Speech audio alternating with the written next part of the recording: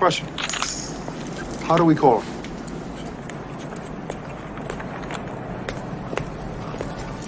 He gave us a signal.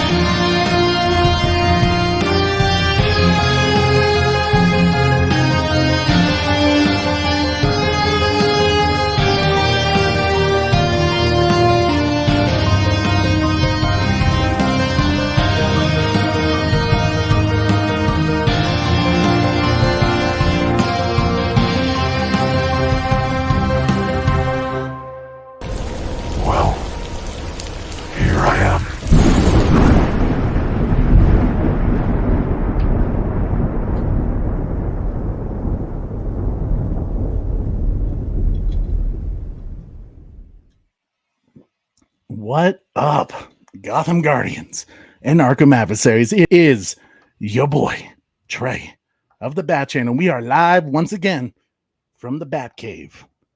But before we begin, you all know one of the best co-hosts I can ever ask for. He is the man of steel, Super Bro Corey. Where you at? What's up, everybody? How we doing tonight? Hey, man.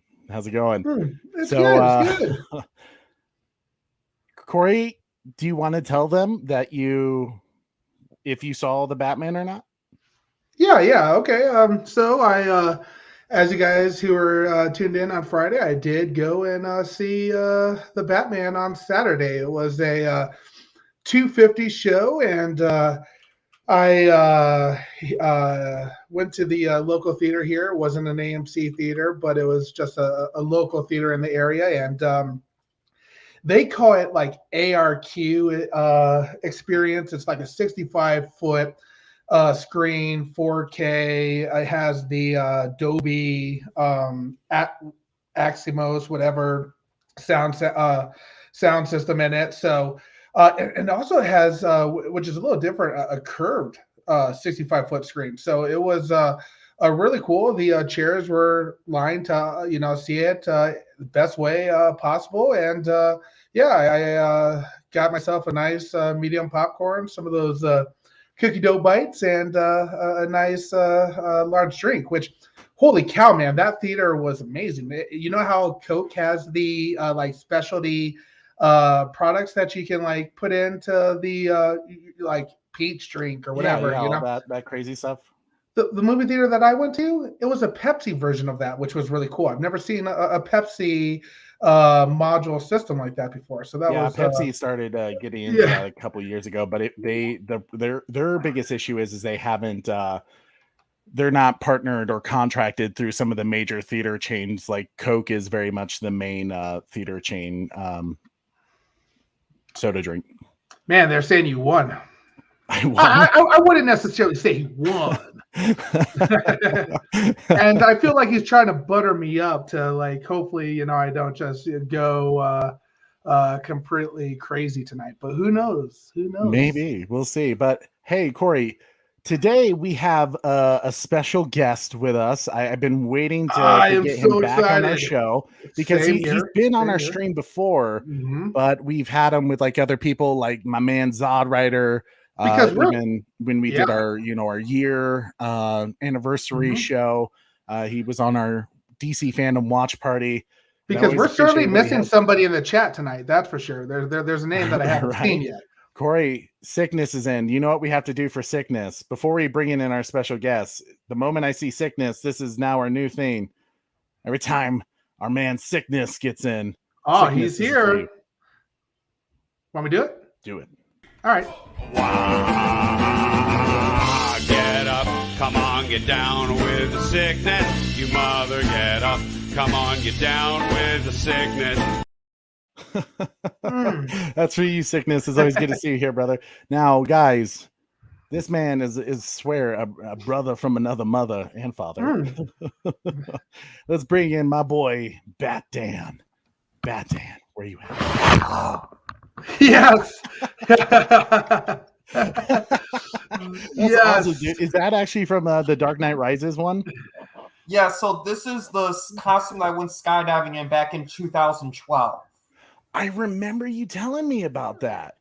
Mm-hmm. Yes. Okay, sweet, dude. And they let you wear that? Like, it didn't mess with the parachute and anything?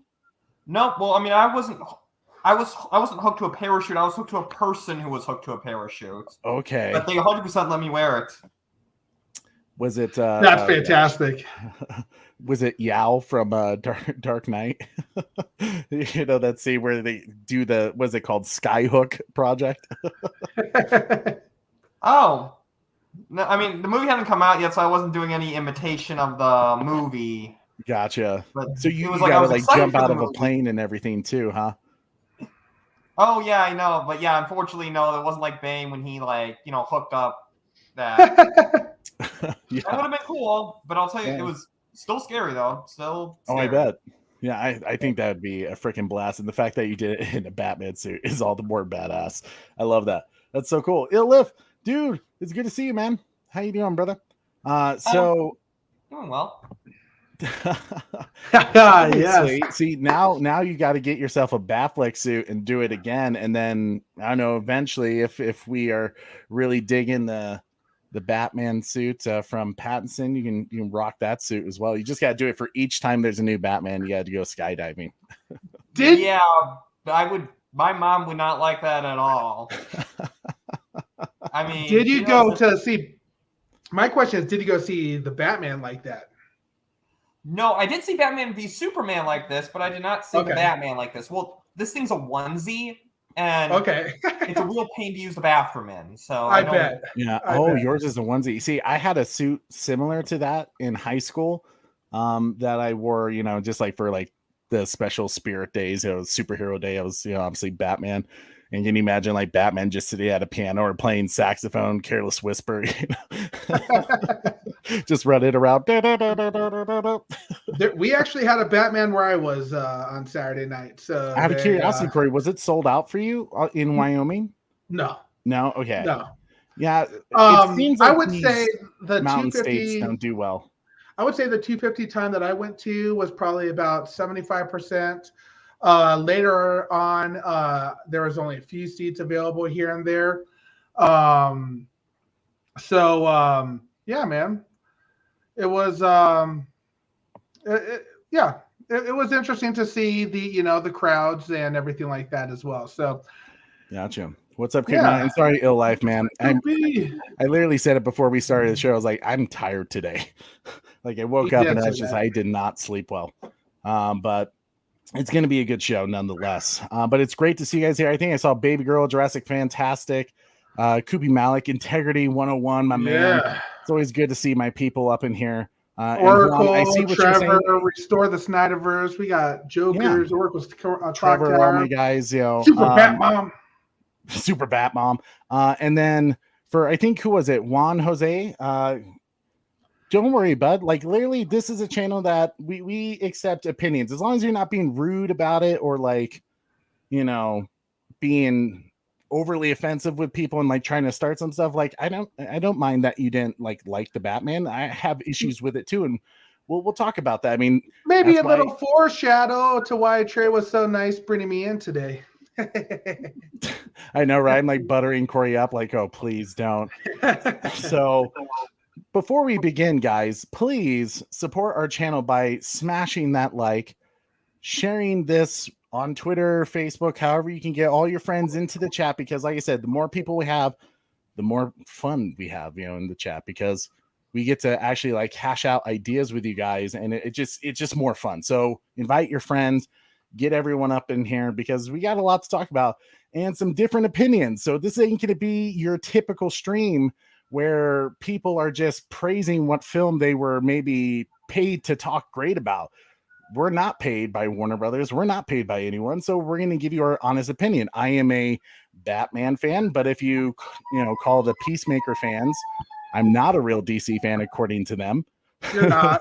This should be the Marvel show still. Yeah, I mean, as we joked, we became the Spider-Man channel for like a day, just to mess with some people. But yeah, so we're gonna give you our honest take, whether some pros, some cons, some things we like, some things we didn't like, and some things we are hoping to see in the sequel. So this is gonna be a great show. So please help support us by smashing the like, subscribing, and we also have Super Chat available, which definitely helps out our channel even more, because basically every dollar we get, it just goes right back into the show. So yeah, every dollar counts to helping us out. So we appreciate you guys being here with us. And now, Corey, let's go to our first topic of the day. Let's talk about the box office update. We finally got an update today about how possibly Saturday did.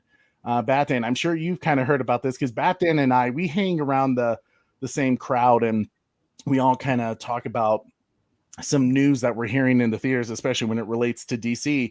And it sounds like so far, based off the estimates that they're spinning out there, it sounds like it's going to be about $130 million domestic opening weekend. Mm-hmm. What do you guys think of that? Let's start with Batman. I don't know. Wasn't that like on the high end of like what Mikey was saying? Yeah, I think they were saying like 80 to 125 million was what they were going with.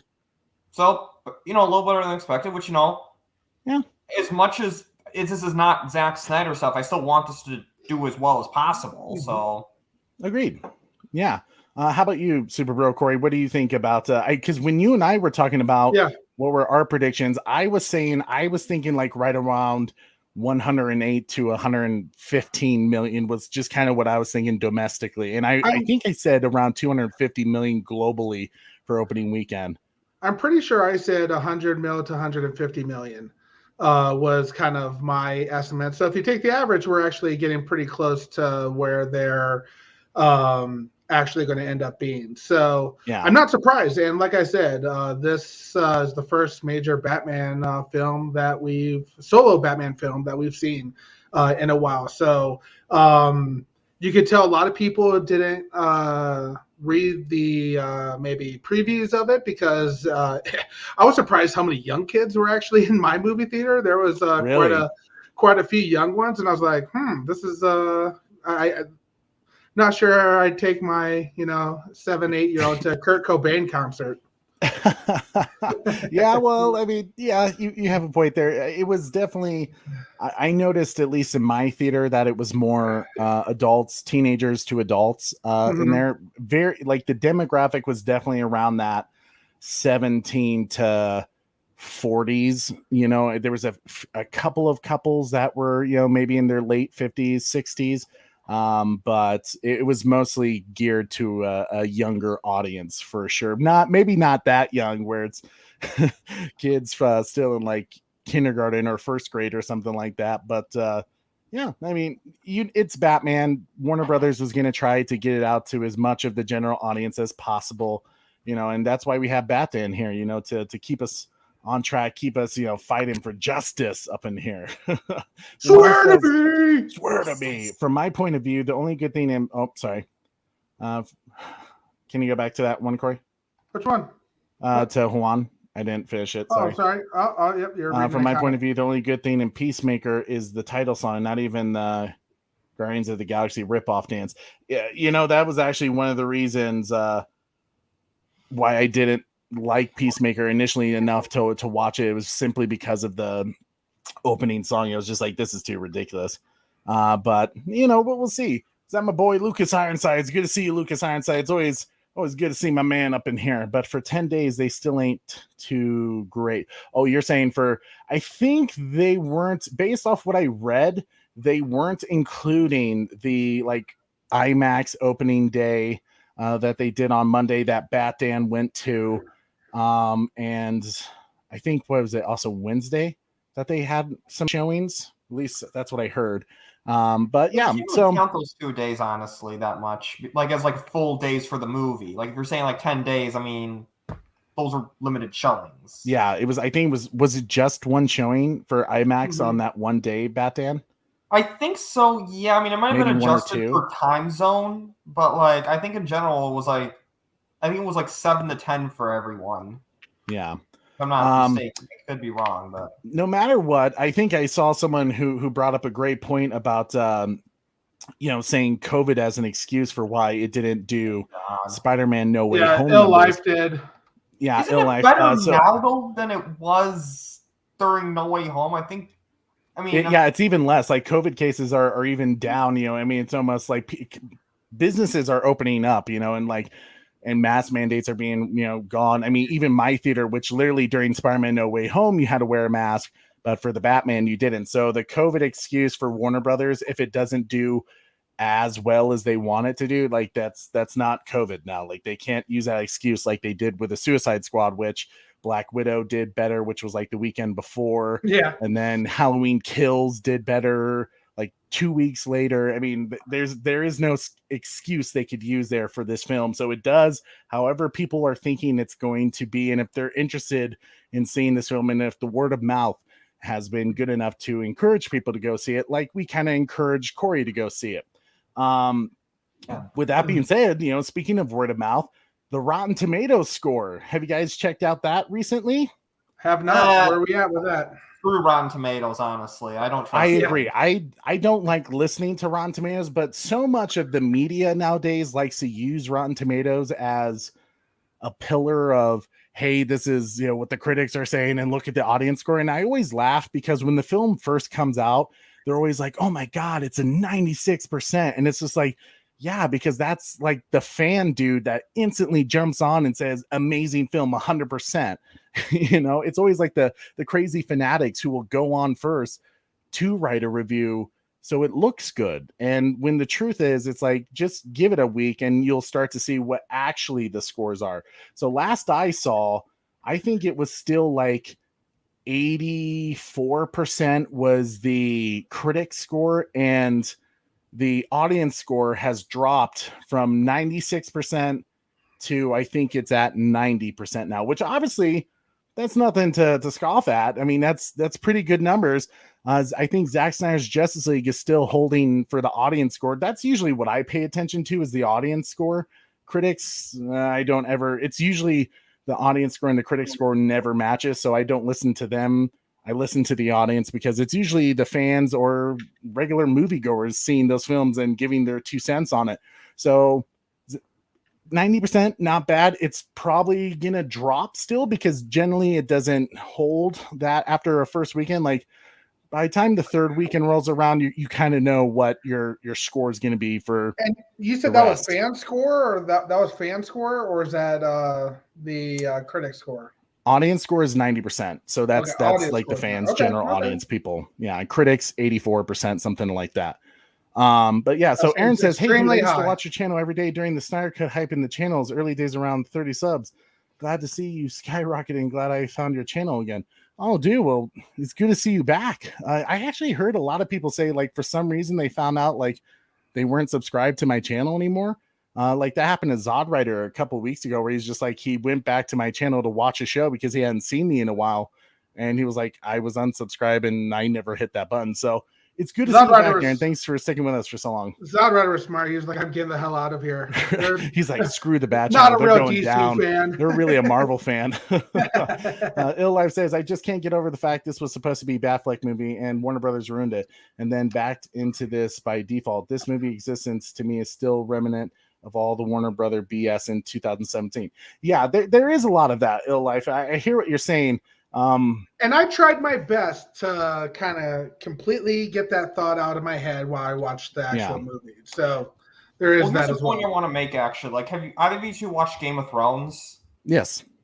So did you think Caitlin Stark was right for how she treated Jon Snow? This is going to circle back into the Batman.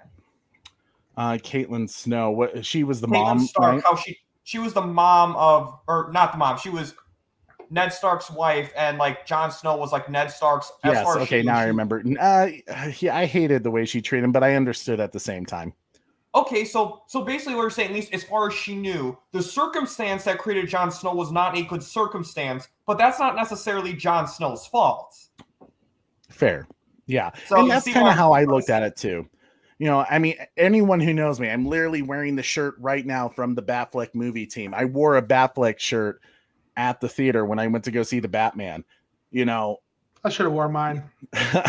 You know, for me, it's like, yeah, I'm a huge supporter of the Make the Batfleck. Obviously, I'm a huge supporter of Restore the Snyderverse. I was part of that whole group of, you know, the Snyder Cut. So I'm not happy with what Warner Brothers has done, but at the same time, I'm a Batman fan. So I went to go see the movie, and my wife even said to me before I went to go see the movie, you know, with the Batman, with the entire family, she's like, I can tell you're like still kind of like you're thinking too hard. And she's like, just go in and enjoy it as a Batman fan. Like, don't like drop all the drama, like enjoy it for entertainment values. And I was like, okay, like, yeah, I guess I'll do that. You know, I'll grade it fairly, because otherwise you wouldn't like if I just sat through an entire thing and been like, this is just shit because it's not Batfleck. So, you know, I still think Batfleck is going to get his project. If you're going to ask me the truth, I still think that's going to happen. I think Zack Snyder's going to get back in the Batfleck thing is going to go down. So I tried that as well. Just to be fair, I did try that as well. I went to, you know, the way I like to see movies with the Arc or the Dolby sound, just like you do, Trey. Got that nice popcorn and, you know, all the snacks ready to go. And I did try to go in there with a good mindset to give this thing a fair shake. Yeah. So, I mean, I think who was it? Was it Lucas Ironside that asked, do I think the audience score is going to go any more down? Yeah, I think it will. Generally it does, because at this point the fans have already seen the film. You know, like they're the opening weekend people who are writing the reviews going in like yeah. Now it's the general audience kind of getting in and seeing the film, who were kind of had doubts about it, kind of waiting to hear what other people are going to say. So they're not going in with much expectations, if anything, you know. So they're not just Batman lovers just jumping in to see the film and being like, oh my God, Batman's back. So I think it will go down a little bit, but I think it's going to hang around the 90s. I think it'll be like, I don't think it'll drop to like 86 or 85. If it does, that might say something, but I think it's going to still hold a pretty solid score. So the warning for all you people in the chat who have not seen the Batman yet, this is your first and final warning. This is a spoilers review for the Batman.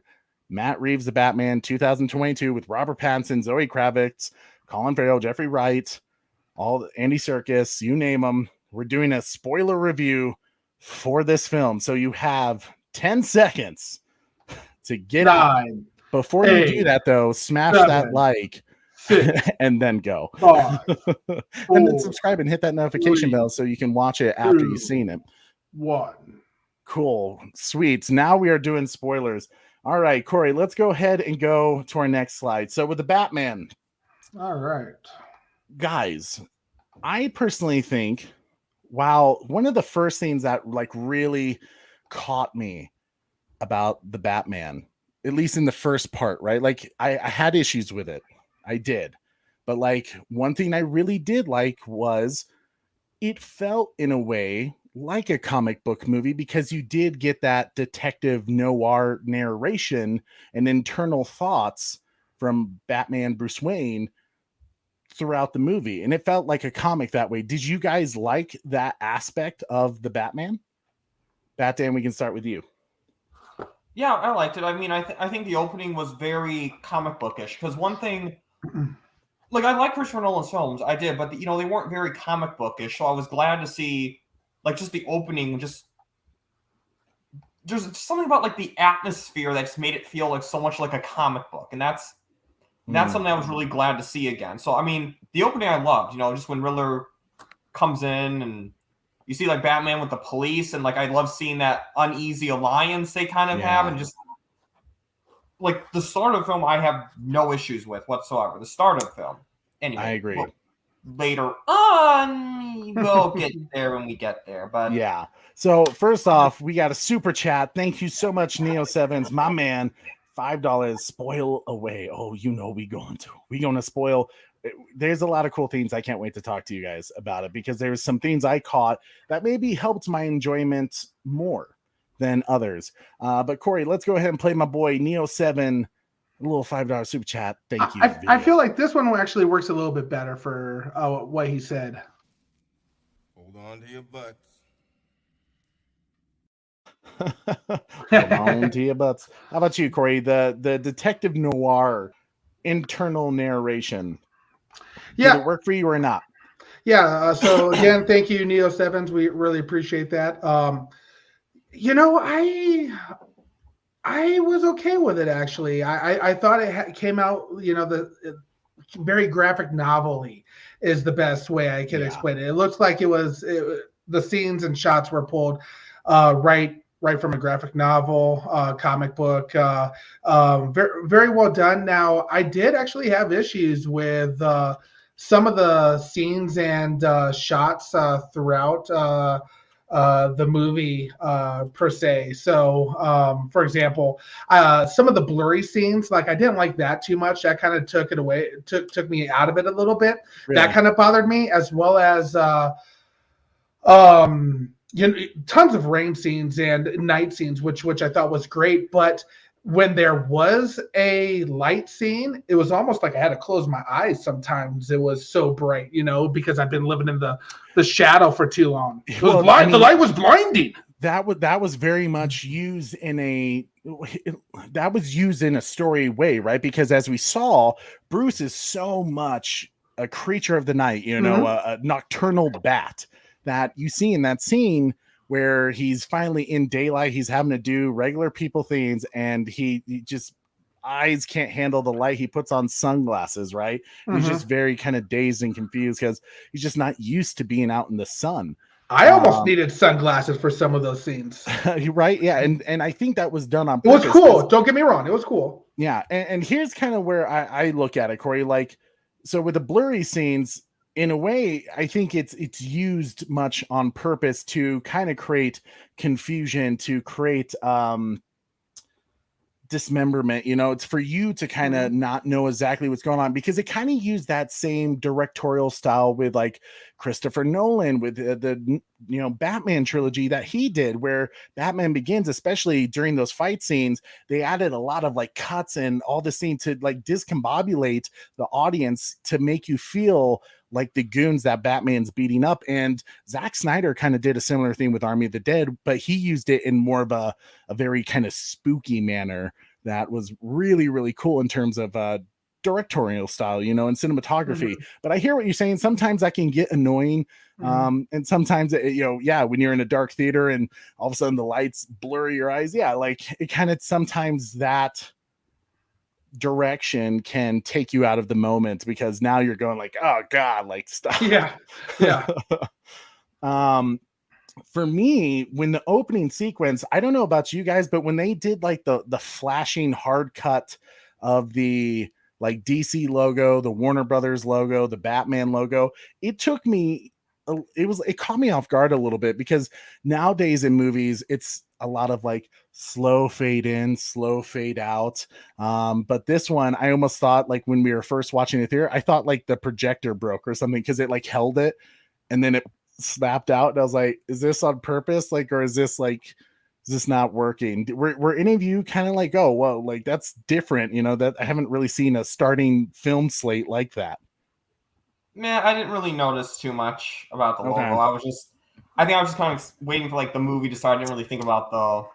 Gotcha. Okay, so it was just me. That's fine, because I knew it was like, it was just very different from films I've seen in the past, and especially recently, where it wasn't as smooth. You know, it was just hard cuts of just the titles, but it didn't ruin my experience at all. I really loved how the opening sequence, it kind of reminded me of a scene. Well, one, obviously the Riddler is very much based on Zodiac, David Fincher doing that film and his styling, the heavy breathing and kind of sinisterness of using that to kind of create unsettling tension within the audience, you know, with all that breathing sounds. But it kind of reminded me of, have any of you seen the first movie, Jack Reacher, with Tom Cruise? The opening sequence of that? You haven't? In the opening sequence, it literally starts with this serial killer. Well, he's not a serial killer. He's just a murderer who is scoping people from very far away. Like it's kind of that scary thing that someone is watching you from like over 1,000 yards away. And he has he's a predator just scoping you. He has you in your sights, ready to attack you. And it's that unsettling that these people are just going about their day and have no idea that there's a beast waiting to get them. And you're looking at it through the point of view of the beast. So it's kind of unsettling in that way. Mm-hmm. But I kind of liked that because it kind of really gave you that.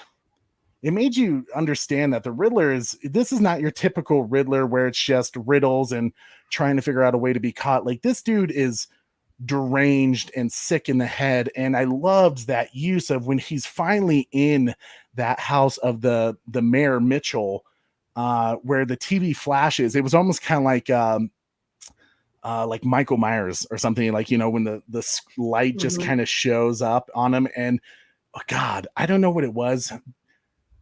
Eyes were a huge thing in this movie. Like, when they focused on Paul Dano's eyes, like he has no, like, Batman at least has a face, right? Like, he has some facial expressions. Paul Dano only had his eyes. What was that scene like for you guys? Did you feel like knots in your stomach, like, ooh, this is creepy, or did it kind of just seem awkward? It felt kind of horror movie-ish vibe to me. At first it caught me off guard because I'll be honest, when that scene first started, I thought that was Thomas Wayne. I thought that was a flashback. Yeah. And then when Riddler appeared, I'm like, oh, okay, this isn't a flashback. But yeah, I definitely felt it's like the exact way, like any horror movie you see, it's like the bad guy just the bad guy, the monster, the killer, whatever, just suddenly there, right there. And I totally got like the horror movie vibes from that 100%. Okay. And I would sorry, go ahead. I would say that that's the one thing that this film did really well was the horror vibe of it. The horror vibe, the villain vibe, the villains per se of this movie for sure. Okay. What was kind of interesting too is whoever did the audio on this film, I felt like really did a good job, because focusing in on like the Riddler's breathing, especially like as he's just staring the mayor down, as he's just walking back and forth, just waiting for his perfect moment to take the dude out. It almost was kind of like a lot like what we know about the Zodiac, where he kind of got off on the violence that he's about to enact. And you really got that sense with Riddler, like, as you kind of seen, like sometimes in the movie trailers, you don't get that same sound or details that you get in trailers because they're trying to like make it, you know, exaggerant and quick. You know, they really have to pop things out, and sometimes you don't get that same effect. I remember when you first saw the Batman trailer and you heard that creepy breathing, that really high pitch kind of banshee like sound, that it was kind of like, oh, well, maybe that's just like an editorial thing where they just kind of added that in to add the creepiness to it. But then when you actually heard it in the film, it was like, ooh, like it literally chills up my spine. Yeah, absolutely. Made it worse, or creepier. Yeah. Okay, so obviously with any Batman film, especially with a reboot of a Batman film, the biggest, I think probably one of the most important scenes in a Batman film is the first appearance of Batman. They used it with the narration of Bruce kind of talking about what Batman is. And I kind of liked how it was very much that he was a legend, kind of like comics of Legend of the Dark Knight. And he was known around Gotham in that they were talking about how people were afraid if they lost a Coke can, or a spray paint can in the shadows, and thinking that maybe Batman's there ready to get them. And then very much that he was just that predator in the shadows, just waiting to attack. And I loved that there was that scene where it's that clown face gang, which, did any of you catch that a majority of them were wearing red hoods? I did not actually. Did any of you? Well, now you do kind of know. No, I mean, I noticed like the clown gang. I thought maybe that was Joker related, but I didn't even notice the red hoods. Maybe it was like, there was like 3 guys that wore red hoods, and I wondered if that was just natural or by choice, because they seemed a little bit uniformed. And I don't mean like full like copying each other, but it seemed like jacket, hood, clown face makeup. It seemed to me like that was maybe a beginning or at least a little hint at like the Red Hood gang, possibly in this universe. And I thought, to me, that was like another moment. I was like, ooh, that's kind of cool. But I loved how they shot that scene on the train where clearly there's this new member of the gang who is actually played by that same actor who plays Tim Drake in Titans. It kind of seemed like he is maybe going to be a bigger role, because the way that they focused on him, I'm thinking that maybe he'll show up again as, I don't know. I was almost thinking like maybe he's Jason Todd, kind of, with the fact that he already has a red hood and like, he's clearly living a bit of a life in crime. But that moment when you're hearing the Michael Giacchino theme and you see Batman walking out of the shadows, it is kind of creepy. But like, I don't know about you guys, while it was a cool direction to kind of show Batman's feared amongst the crime underworld and people fear that he could be in the shadows lurking, waiting for them. I really dug that aspect of it, but I don't know why. The moment you see Rob for the first time in the bat suit, it almost seems like he was thinking too hard about walking slowly towards the camera. Did any of you get that feeling? Like, I asked my family, my father-in-law, my brother-in-law, my wife, I was like, maybe this was just me, but it just seems like it was awkward. Like it just didn't feel natural. It felt like someone was thinking too hard about walking. Did any of you get that feeling? Not too much. No, not the first time anyway. Like, the slow walking was definitely overused, but I feel like for the first time, it kind of worked for me. Okay. Like, it's like the first time you really want to focus on that entrance, so I don't know. I was fine with it. You were fine with it? How about you, Corey? So I would say I completely agree in the sense that the opening,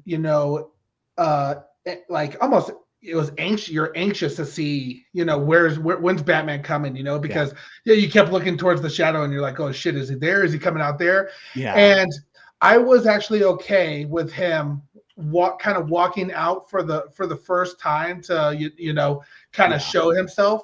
I can kind of hear with what you're saying, but I didn't feel like that was an issue for him walking out the first time. Wasn't an issue for me. Okay, so you definitely I have heard that from quite a bit of people that there was too much walking slow, which I can understand. Yeah, there was definitely a bit moments where it, it's kind of funny, like when people like make fun of Zack Snyder that he's like going too much slow motion, and yet this was like, normal, timing and framing, but walking really slow. And it was kind of creepy at Batman. Like he definitely used it as almost kind of like a Michael Myers vibe, where like he's just gonna walk and he's gonna get to you no matter how hard you try to run away. He's gonna find you. Jurassic Fantastic says second best Batman theme after Danny Elfman's theme for me. Oh wow! Out of curiosity, what's third? I'm guessing Hans Zimmer's Dark Knight score. Ill Live Life says, remember brief period Reeves and Pattinson were in, but Affleck was still 2, and they were gonna make prequel to Batfleck and have Ben narrate, was like brief 2 weeks right before Ben left completely. I heard that, but I don't know how true that is. I don't think it was ever confirmed. Like, I think we all thought, like, when Robert Pattinson was first announced, I think we all thought that they made it sound like he was going to be a young Batfleck, and when like it was first announced that Ben Affleck wasn't going to be in it, and then like Robert Pattinson, I mean, to be honest, in terms of casting for a young Batfleck, I could see Robert Pattinson looking like Ben Affleck, but yeah, I don't think that was ever the intention. That was just more fan assumptions than anything. Now, the one thing I would say too, by the way, as I'm reading people's comments here, some people agree with Bat Dan that the opening slow walk worked very well. Other people didn't. The one thing I would say to it, and I agree completely with Baby Girl, she said, but call me bitter, I still think Batfleck's first appearance was way creepier. I think they could have done something a little bit more for sure. This is the first time we're seeing Robert Pattinson as Batman, and it was just kind of a slow walk out. And don't get me wrong, that slow walk out was, it didn't. The only time his walking didn't bother me, but they could have done something more too. You know, I think for me, what like I really enjoyed him coming out of the shadows for that first opening scene. What's up, Jesse? Dude, it's good to see you, bro. But I think one of the issues I had with it is, and I know this is in some comics, like this was maybe very Batman Earth 1, where he's not the martial arts expert that he is. He's very much a brawler. And when you see that, like him getting into these fights with these, you know, this clown gang, his fighting skills were kind of, I mean, it was still cool. It was very much like, you know, when he brawls, but I kind of noticed even audio wise, and I know you guys are thinking like, Trey, why are you so focused on the audio? It's like, well, because I'm a music guy and I tend to focus on audio, but I kind of noticed with other Batmans that like Michael Keaton, Batman Forever with Val Kilmer and George Clooney and Ben Affleck and Christian Bale, that anytime Batman punched, it's kind of like the Indiana Jones, like they add a little oomph to it, a little bit of bass to make it sound like it's a heavier punch. It sounded like with Robert, they really wanted to ground him in that they're not going to add any kind of fake punching sounds. It's very much just going to sound, you know, something simple as that. So you didn't get the sense that like he was really pounding like hard into him, other than, I mean, he was kicking their ass, but they didn't felt like they needed to add that extra oomph and strength behind his punches, that he was just, you know, kind of crazy in the sense that he was going to smash your face in once you were on the ground, which I dug that aspect of Rob's Batman, kind of a little bit crazy on the edge Batman who might lose it. Yeah, the fighting scenes seemed a little Arkham Knight games type feel to it a little bit, I would say, where, you know, he's breaking backs, you know, punching people in their face on the ground and stuff like that. So I see what you're saying there. But I would have liked a bit better fight choreography, because of like, here's kind of like my thing. Just straight up punching, one dude is not going to beat like a bunch of people. You really need to be a good like martial artist for like to like be one person who can beat a bunch of people. Because I'll be honest, the first time when Batman's punching someone, I'm like, what's stopping everyone else from like, you know, tackling him all at once? I mean, you know, like Ben Affleck's Batman. Yeah, no, if they tried that, they'd all get, you know, very quickly. But like, and that's why demonstrate the martial arts aspect needed to take on a big group of people. So it felt like there were like a lot of moments where they were just kind of like watching him, like, oh, he's beating him up. I hate to like compare this to the Arkham games in a negative way towards the Arkham games, but you know when he did that instant takedown and like people just watching it was always kind of weird. They just like wait for it to punch. That's exactly what I mean with the Arkham Knight games, and especially if you notice in the Arkham Knight games, which was going to be my next point, is there always a circle around them, and they're kind of waiting for Batman to go, pop over there. Exactly, that's fair. That's fair. It's definitely not quite. I still think the warehouse fight scene in Batman v Superman is probably one of the most accurate and like true fight scenes for Batman and how you would imagine he fights.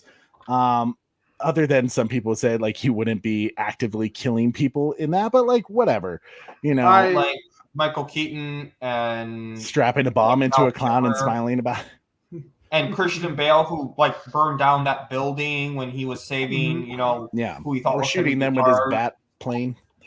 But yeah, so you had that first scene, that first introduction of Batman, and you kind of get more of the sense that he really, it just kind of similar in a way. It was almost a mirroring of the Riddler, of how the Riddler kind of got off from the violence he was creating with, you know, killing the Mayor Mitchell.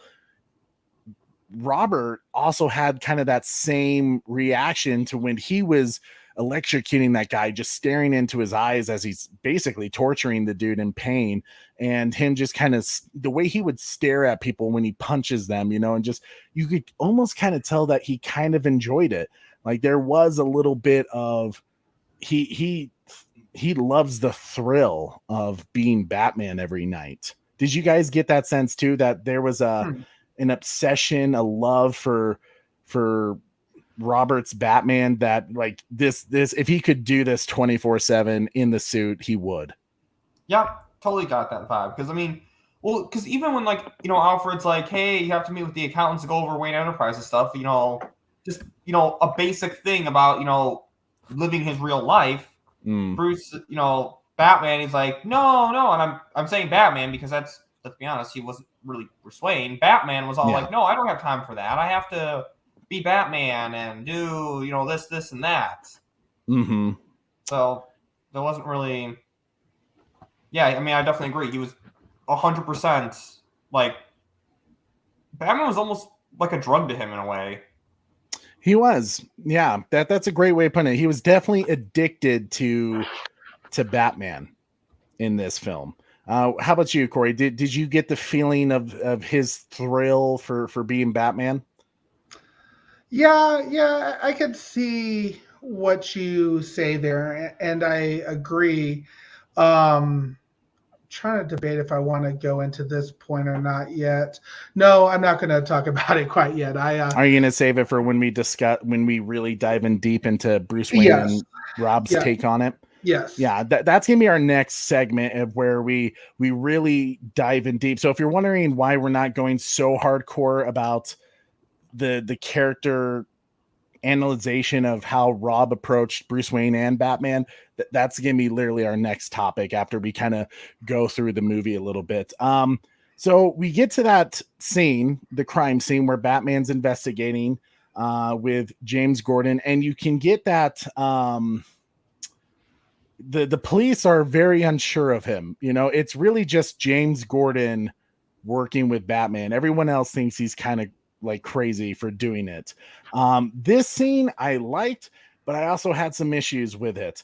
One of the issues I had with the scene, I loved the first person like camera, like of Batman walking through the police and seeing everyone's reaction to him as he's coming in, because he does kind of command a certain presence of, you know, people are like, oh my God, this dude's a freak. And like, you know, people are just like, oh my God, he's real, you know. But there was a shot that Matt Reeves cut to where a police is like staring Batman down in the eyes, and Rob looks down almost like because he doesn't like keeping eye contact. Like the socially awkwardness is like not allowing him, like he doesn't want to keep eye contact, you know, he just doesn't want to have that communication with him, like staring him down like with confidence, being like, yeah, I'm fucking Batman, bro.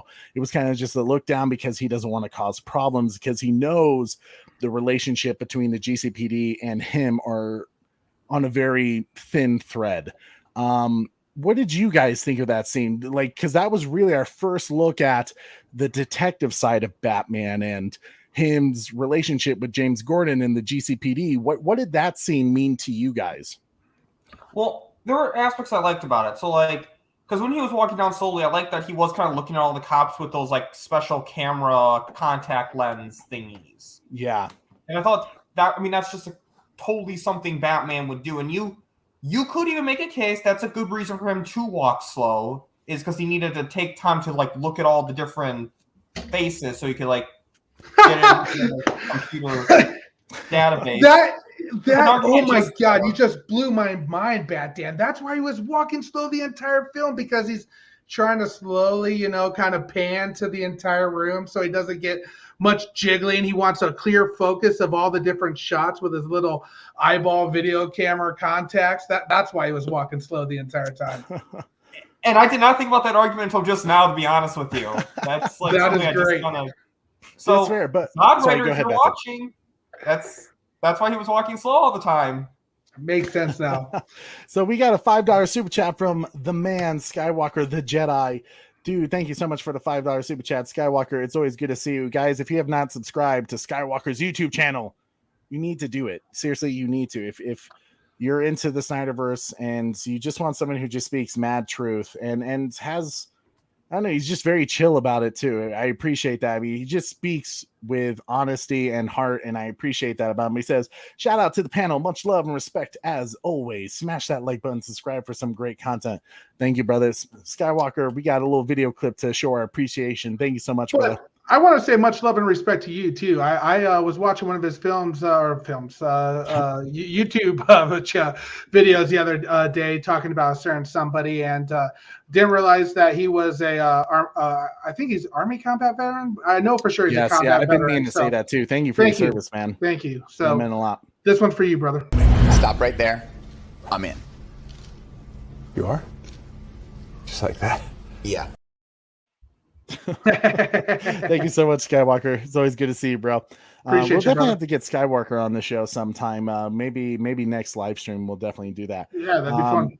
So, Corey, yeah. So, you're messing with me right now. This is you're kind of baiting me into some comments here. I would say from this scene alone, I started to build my case towards probably my reasonings of whether I liked Pattinson's take on Batman or not. One thing that I would say really bothered me about the scene was the lack of the police's respect for Batman, able to like, hey, bro, you're not allowed in here. Hold up a second. Wait. Not even a little fearful, which Batman gives you that fear vibe, right? That he's supposed to be like, yeah, no, cops are kind of timid of him as well. And here they're like, yeah, look at this freak with the suit on. Yeah, no way you're not entering here. Well, I think part of that is James Gordon at that time is very much just a lieutenant. Like, he's not the voice of the GCPD. It's the commissioner and the captain at that time. And the captain is very much that Batman is the captain, you can clearly tell, doesn't respect Batman, that he thinks he's just a freak. And it's kind of that weird thing that maybe they'll explain this in, well, actually we now know that they're not doing a GCPD show anymore. It's turned into an Arkham Asylum show, according to Matt Reeves, from an article earlier, I think that came out yesterday or today. So that's kind of a bummer, because I was really supposed to explore year one of Batman, but through the perspective of the GCPD. So the fact that we're not getting that, maybe that would have helped explained some of that, what's the word, backlash, but kind of disrespect towards Batman, that he's just a vigilante. It's like, get out of the way. This is our job, like, who the hell are you? But I still feel like I don't want to use this excuse constantly, but I mean, it is his second year. I think it takes time to like build that rep. Like, well, here's a good comparison is Arkham Origins. If you played Arkham Origins, the relationship, the only thing that's different, it's exactly like Arkham Origins, except for the fact that he gets along with Gordon in the Batman. Yeah. But like, he has to earn that reputation of being the big, scary Batman. And too, like, when he didn't intimidate the cops were in a big group of people. I feel like a new Batman, they're not going to be as intimidating when there are numbers. But remember later in the movie when they're in, like, Riddler's hideout, there's, like, that one cop there? Mm-hmm. Batman totally intimidated that cop. That cop was like, when he was by himself, he was like, oh, no, yeah, you do what you want. I'm in charge of you, but you do what you want. Yeah. That kind of... Yeah, and one of the cool things was that I really liked was... his tech in that scene, with the contact, that's like straight out of Scott Snyder's and Greg Capullo's Batman New 52 Court of the Owls, where he has the contact lens that helps him do all of his detective stuff, that he can look through all that information later. So I thought that was like a cool little nod to that. But one thing that what I really loved about that scene, like it hit in the feels, I was like, Matt Reeves, brilliant right there. That was brilliant. Was the fact that Batman learns that Mitchell's son, walked in on his father's body, and he's just in that other room. And I love that, as Batman's leaving the room and he sees him, and they take that moment for Batman just to stop in his tracks and stare at that little boy. And they zoom up on his eyes, and you can I think that's the scene, you can kind of see a tear. But like, exactly what he's thinking, exactly what he's feeling in that moment. And I really appreciated that. Like, it was such a, and some people may say to cut down from a 3-hour runtime, like maybe it was a scene unneeded. But at the same time, because you're not going to do an origin story for Batman to show that torturedness is a very important thing for me. Hank Deasy, what's up, Hank? I think, is this your first time here, Hank? It's good to see you here. You guys should read the prequel comic book. So here's a question I have for you, Hank, if you could answer this for us. I was under the impression that it wasn't a prequel comic book, but a prequel novelization that you could read. Where it was like, and I did listen to like an audio version of it, but let me know if there is actually a prequel comic, and if you have a link to it, go ahead and put it in the chat, because I would like to check it out then. Little Life says, I got to bounce working on a score, got to get back to it, and have great rest of the stream, everyone. Thank you so much, Little Life, dude. It's great seeing you here, man. I can't wait to hear that score, brother. That's some good stuff. Ryan Swayze, my man. How's it going? What's up, fellas? It's good to see you guys here. Just because we'll kind of cut into it, because we're at the hour mark, go ahead, if you can, smash that like, subscribe, share this video, get your friends into the chat to hang out with us, because like I say, the more people in the live chat, the funner it gets, especially as we're able to kind of discuss these things that we kind of noticed in our spoiler review. So we appreciate all the support you guys give us, and we do have super chat available. But so what did you guys think of that scene? Did that do anything for you? Did you feel like it was unnecessary, or was that like a moment where you're like, yeah, that's a Batman thing right there? I love that moment. I loved seeing like, well, because here's kind of like my thing. I'm glad they didn't show his parents die again, but you still need to establish that was something that happened. Because I've famously complained about Tom Holland not having Uncle Ben. Yes, I'm fine with them not showing his death, but the fact that he's not even mentioned always bothered me. So I like that this is like, we're not going to show his parents' death, but this is a new universe, so we need to establish that this is something that happened to him. And I like seeing that humanity in Batman too. Like, Batman really felt for the boy, because no matter what, like his father did, he was corrupt, he was cheating on his mom. At the end of the day, it was the boy's dad, and Batman, he felt bad, and that's because like that was him, and I really love that. Agreed. Scene. You needed that. That's not under anything to cut down. That was not something you cut down. You could cut down some of the walking, but not that. How about you, Super Bro Corey? I know you have a lot of criticisms about Pattinson, but was that a high moment for you? Was that like a positive where like, okay, I can get behind that? Oh, which part again, Trey? The scene where Batman, once he's leaving the crime scene of Mayor Mitchell's death, the first kill, he sees the boy. He sees the boy, yes. No, I thought that was a good kind of take scene there, kind of him remembering that he was once that boy. Yeah. But kind of going on to what Batman said, this was kind of an issue for me a little bit, because they didn't really define, like, I think you kind of have to have a death scene or Martha his origin tale. Yeah. I think you have to have that in every new Batman film, is what I'm trying to say. Mainly because I'm trying to find the words. I guess I would say. I think I know what you. Go ahead, Corey. I guess let me try to explain it like this. You have to understand why Batman is fighting for Gotham City, and I'm not sure the Batman movie explained that. There was, and we'll get into that a little bit more, there wasn't enough Bruce Wayne scenes to even make you understand that side of things. So I think that's the best way I can explain it. We didn't have those scenes that helped explain why Batman is fighting for Gotham City. Otherwise, it's just a shithole. Why are you even here? Why are you even bothered being in this town? Kind of like I watched Batman Begins this morning, and he's leaving. He's leaving the town. He doesn't care about this town. What is holding Robert Pattinson's Batman to Gotham? We never really understood that in this film. I can hear where you're coming from with that, and I kind of agree with that. Like I understand the whole, like, we don't need to see his origin story again.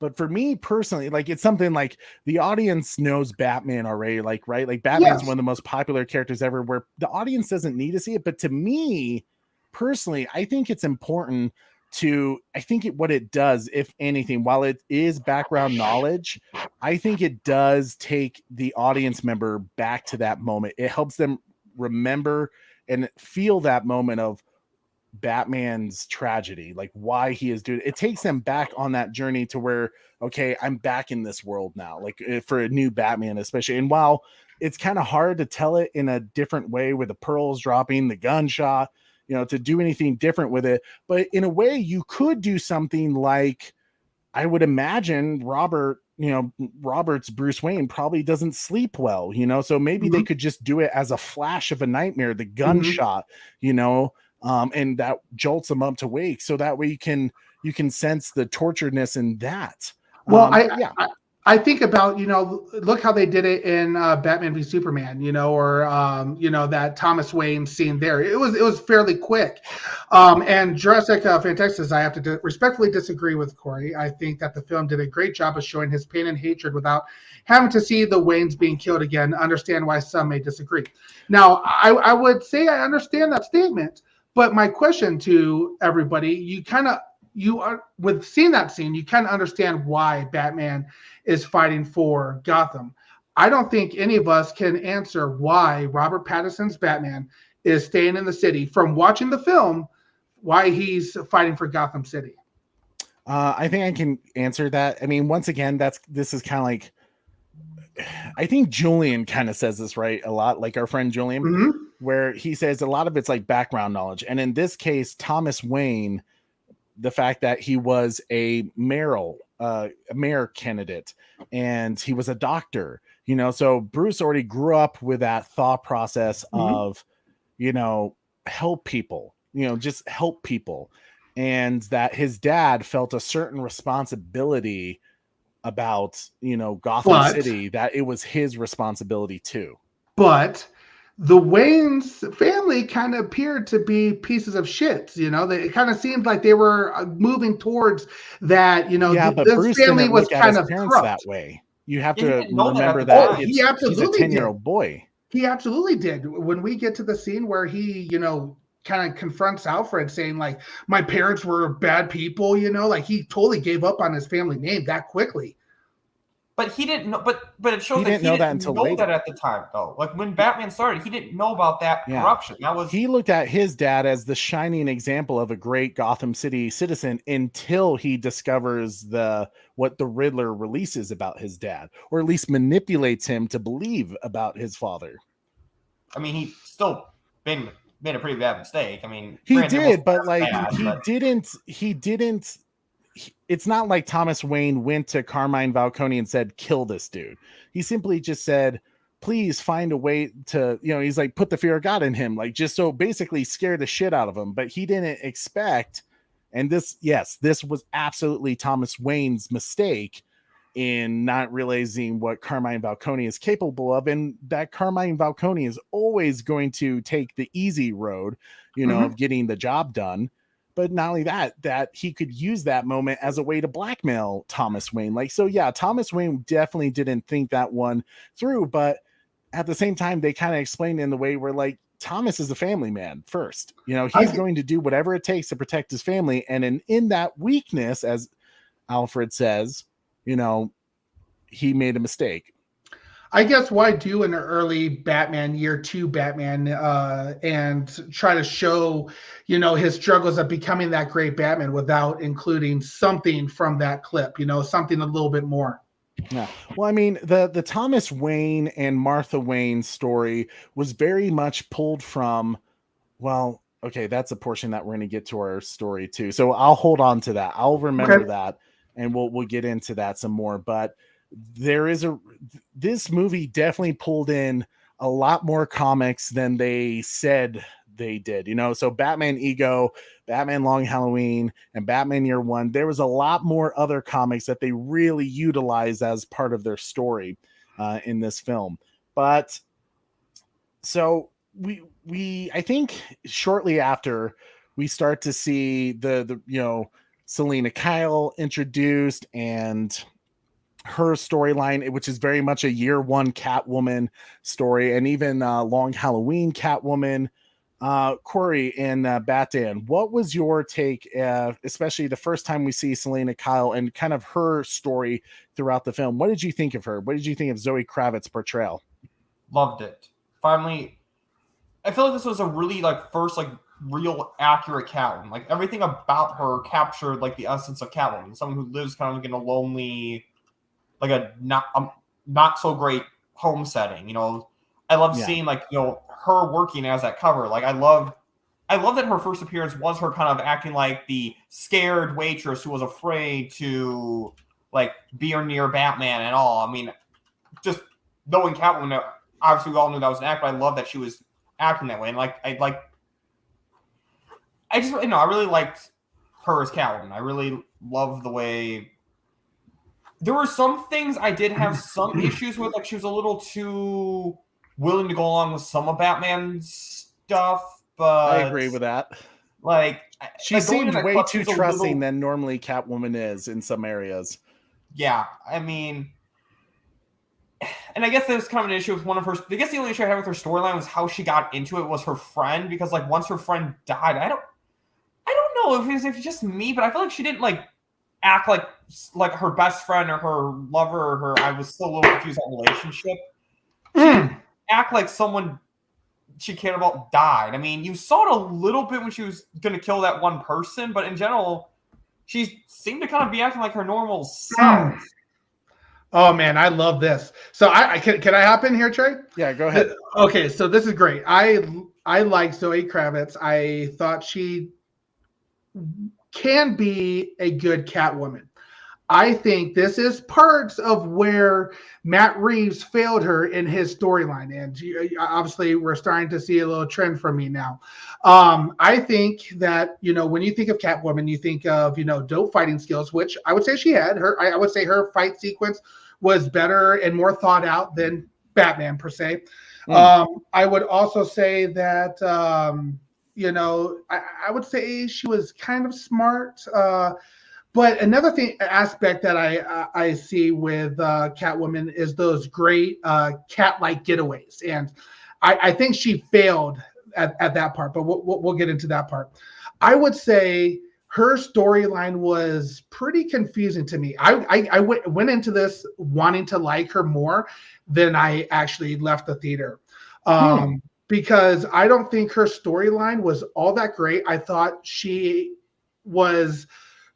Yes, it was developed in some ways, but for example, we're talking about she becomes Catwoman, she goes out with Batman, stuff happens, and then she gets back to her place where she's hiding. What's her face? That other girl, which might be her lover, might not be her lover. I agree with Batman. We're unsure, but needless to say, she's just been kidnapped, and we're going to have a glass of milk now and just kind of hang out. She did a brief search for her. Oh, she's not in the house. She must have been kidnapped. I'm just going to drink my milk now. I'm not really going to go searching after her, try to pick up a trail. I'm with Batman right now. Let's kind of do our freaking detective shit and, try to figure out who took her and go after them. That for how much she loved this girl, it was like, oh, she got taken. I don't care really. I'm just going to finish this glass of milk. Interesting. I mean, when you brought up that specific point, I don't know if I have an argument exactly for that in terms of Catwoman. I mean, what I look at her more as is, I think, especially if you look at it from Batman Year One, she's very hardened. She's a girl who's been living in the rough spots for a very long time. So this kind of stuff, women being kidnapped, or women being treated shitty, that's nothing new to her. So I think, I mean, she kind of, you still worry about it just because it's common doesn't mean even if you hear about that stuff happening all the time, if it happens to someone you care about, it's still going to be different.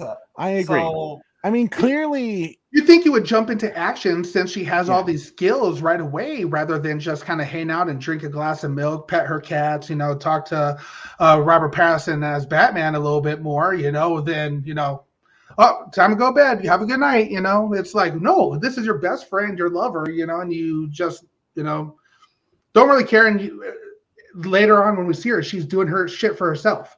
So she's like robbing shit, like everything she's doing is for herself. So not really caring about that woman, kind of really.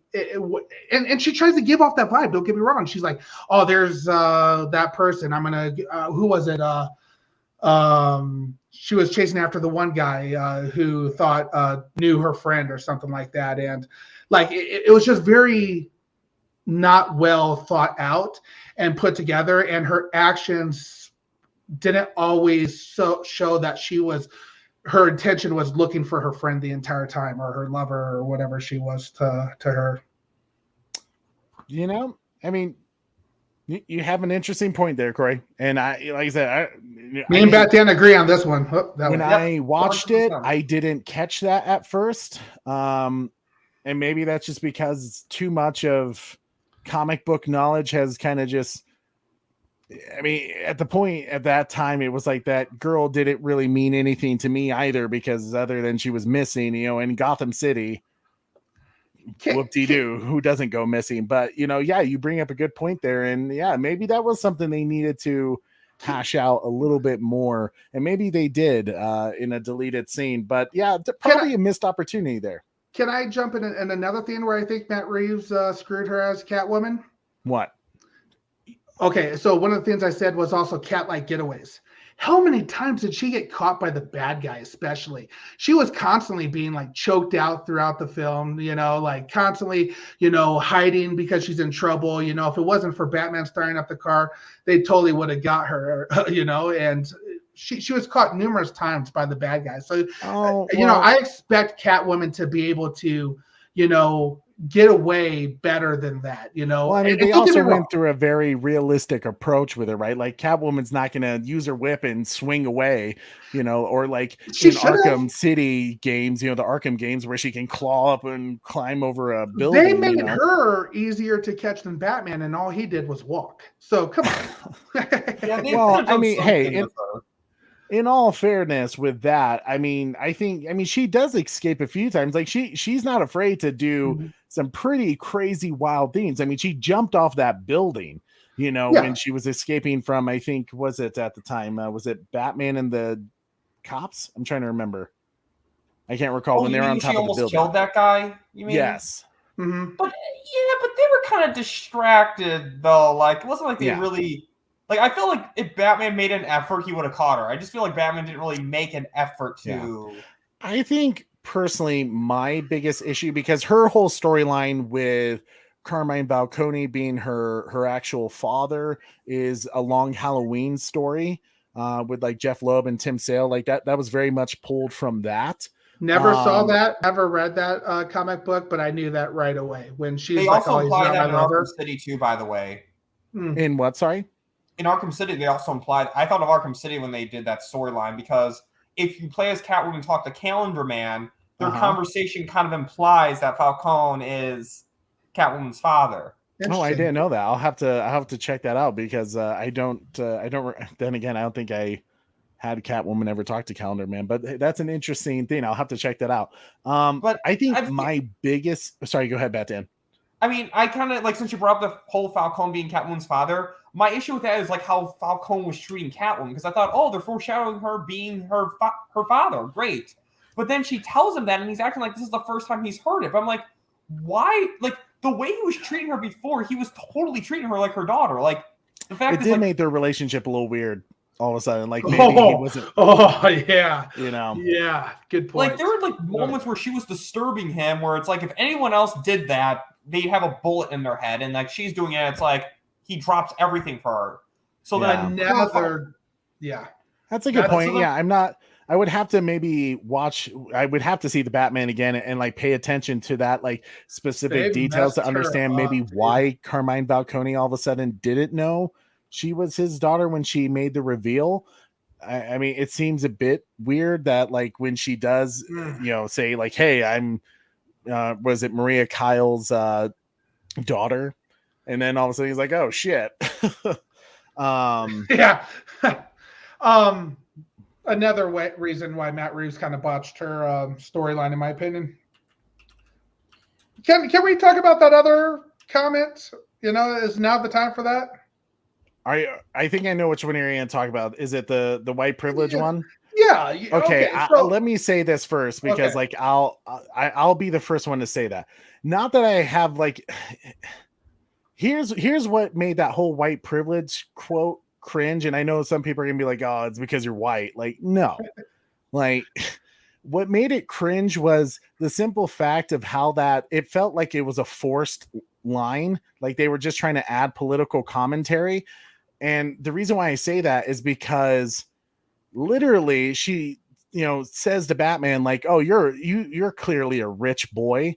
yes. And then she's like, "Well, Gotham sucks because of white privilege and all these elites suck and shit." And then she's like, "Oh, you're hot, by the way. Let's make out." And starts making out with him. I'm like, what the hell? Did you not just you just literally referred to him as being the people you hate, But Batman's different, right? Because he's Batman, and you guess it's Batman. So how is he not sexy, right? I guess that was another part to her confusing storyline. Yeah, I that was literally my one big issue where it was like if it would have been one thing if she kind of just left it there and said, white privilege, the elites of Gotham City sucked, and didn't like try to make out with him like literally right after she said that.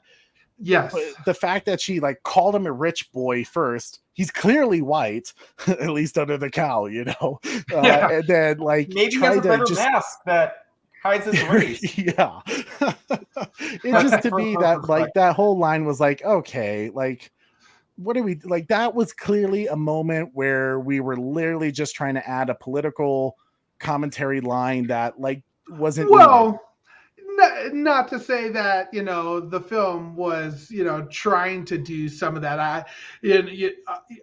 I don't want to get too much into that portion, but like it did, like because it didn't bother me. Like it didn't bother me that all the white people were pretty much the bad guys. That wasn't an issue for me. I didn't mind that either. It was just simply how it was used. Exactly, and the fact that she went straight to making out with them when I agree with Batman. How does that? I mean, yes, I paraphrased it, but that is what happened. And I don't remember the exact line to be honest with you, but.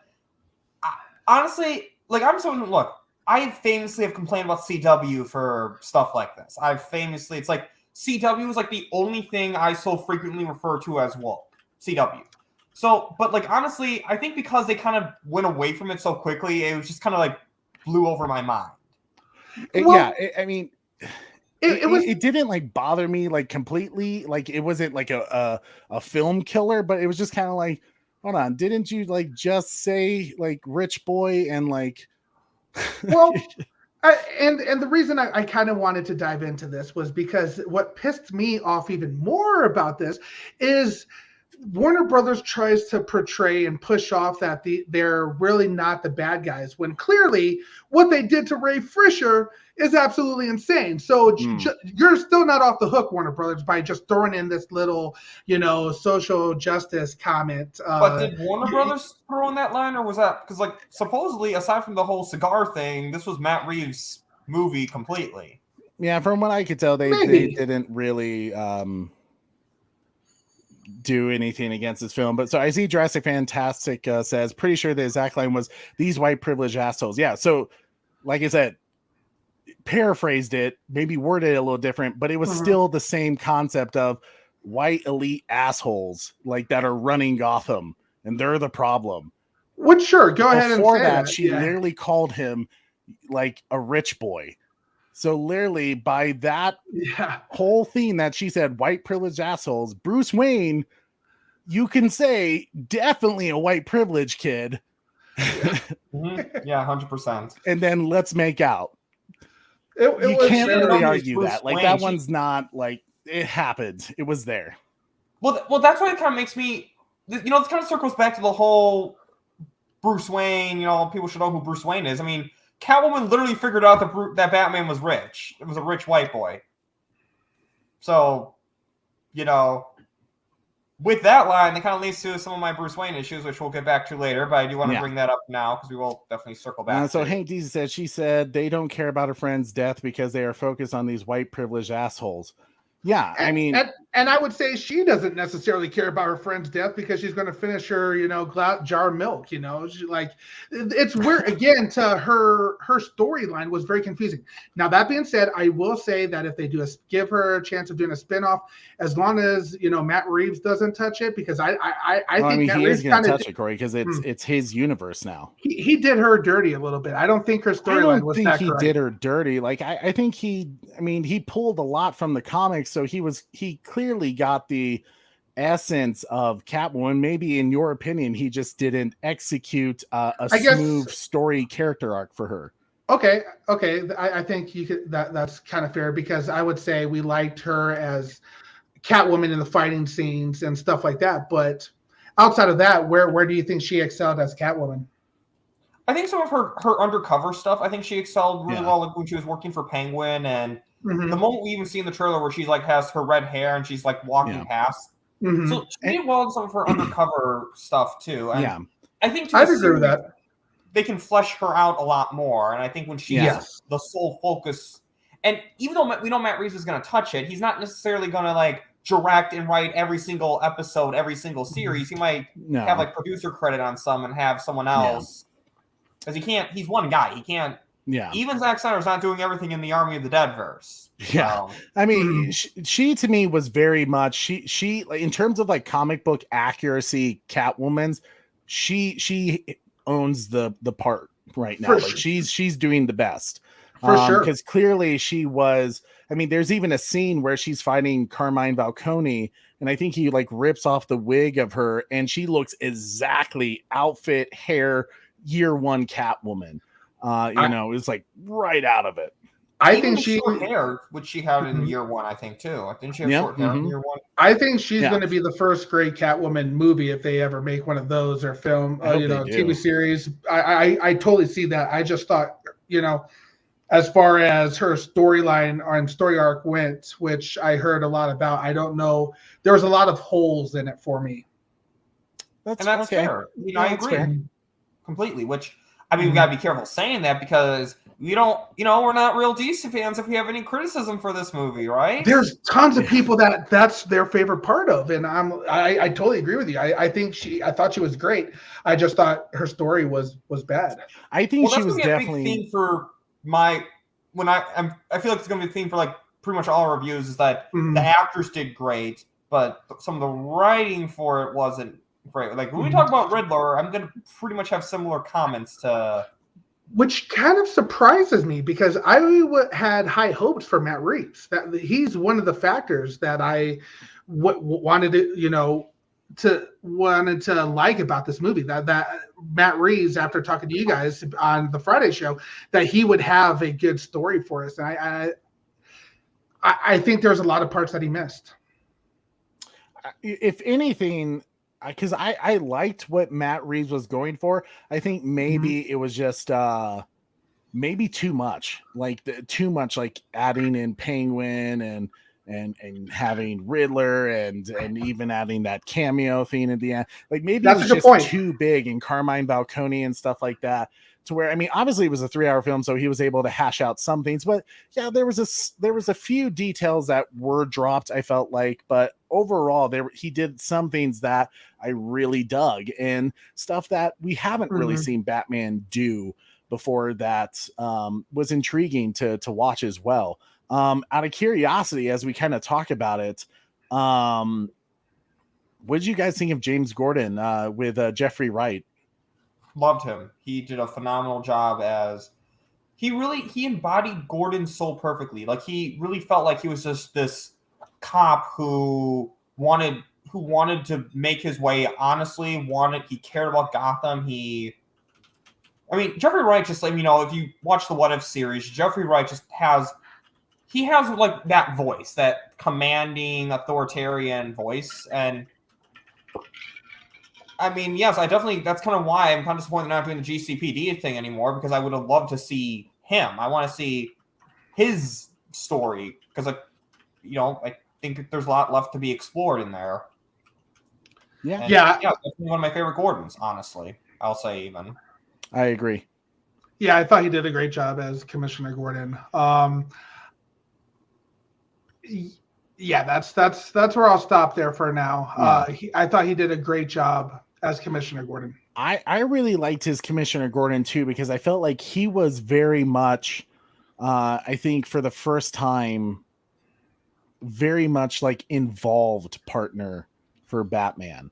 You know, really digging in the cases. He was at he was at some of the fight scenes with Batman rather than like in Nolan's trilogy. Like, yes, Gary Oldman was there every now and then, you know, fighting the fight, but for the most part, he was kind of shows up for like, hey, this is what's going on. I can't get the job done. Can you, you know, figure this out for us?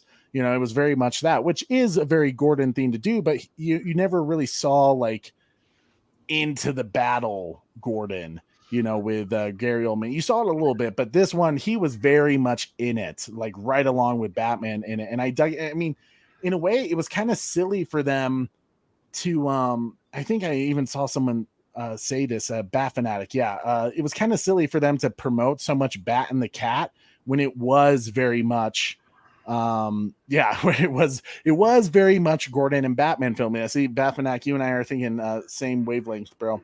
It's about selling tickets, though. They probably thought that Zoe Kravitz Catwoman would. Yeah, they were definitely going for like the relationship vibe, right? Like, oh, it's Bat and the Cat. It's the classic duo.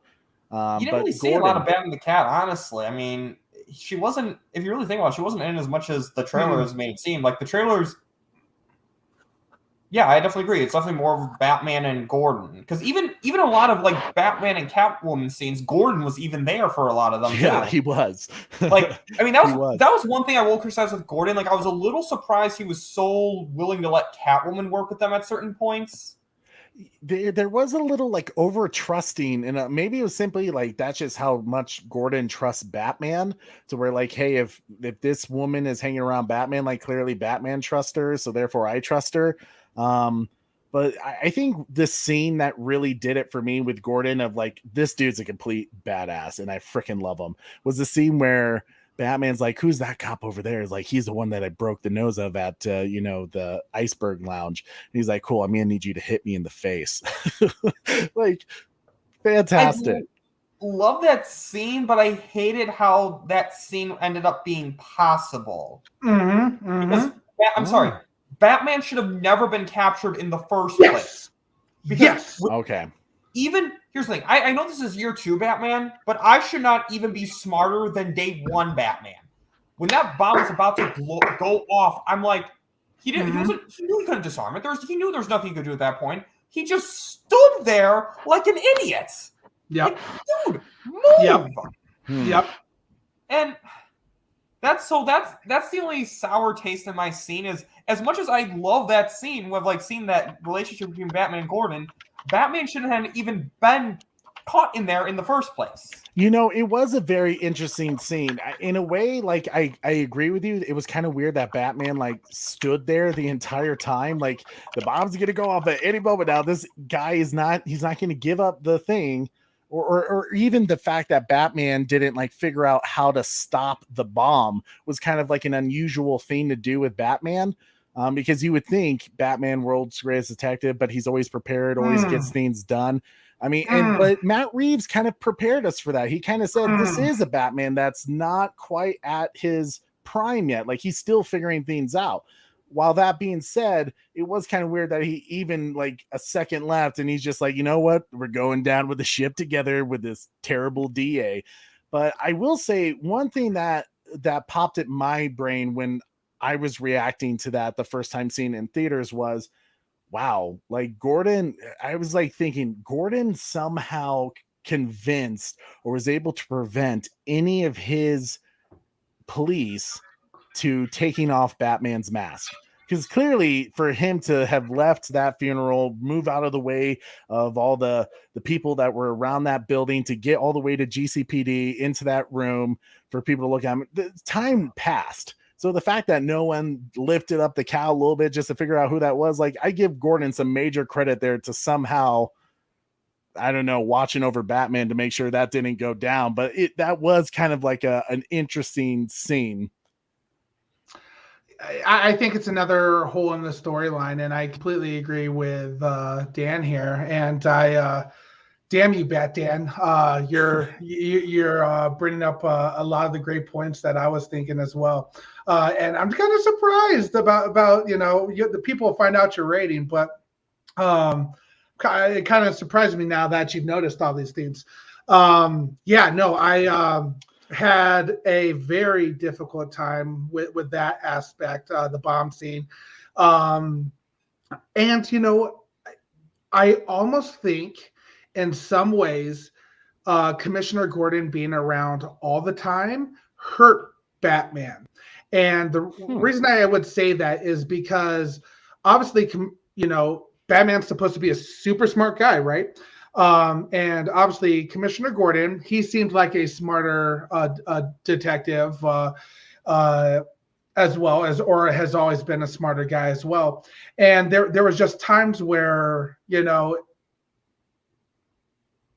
if Commissioner Gordon wasn't there a lot of times, I'm not sure Robert Pattinson's Batman would have known what to do next.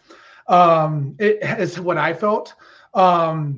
I think there was even a time where a riddle came up and Batman answered it. And I think Gordon said, "Are you sure?" Like one of those comments I can't remember which one it was, but like I remember hearing that. I was like, the rat with wings comments. Yes. It was just like providing more doubt to me. Like, yeah, Batman, are you sure? Do you have your shit together? Are we?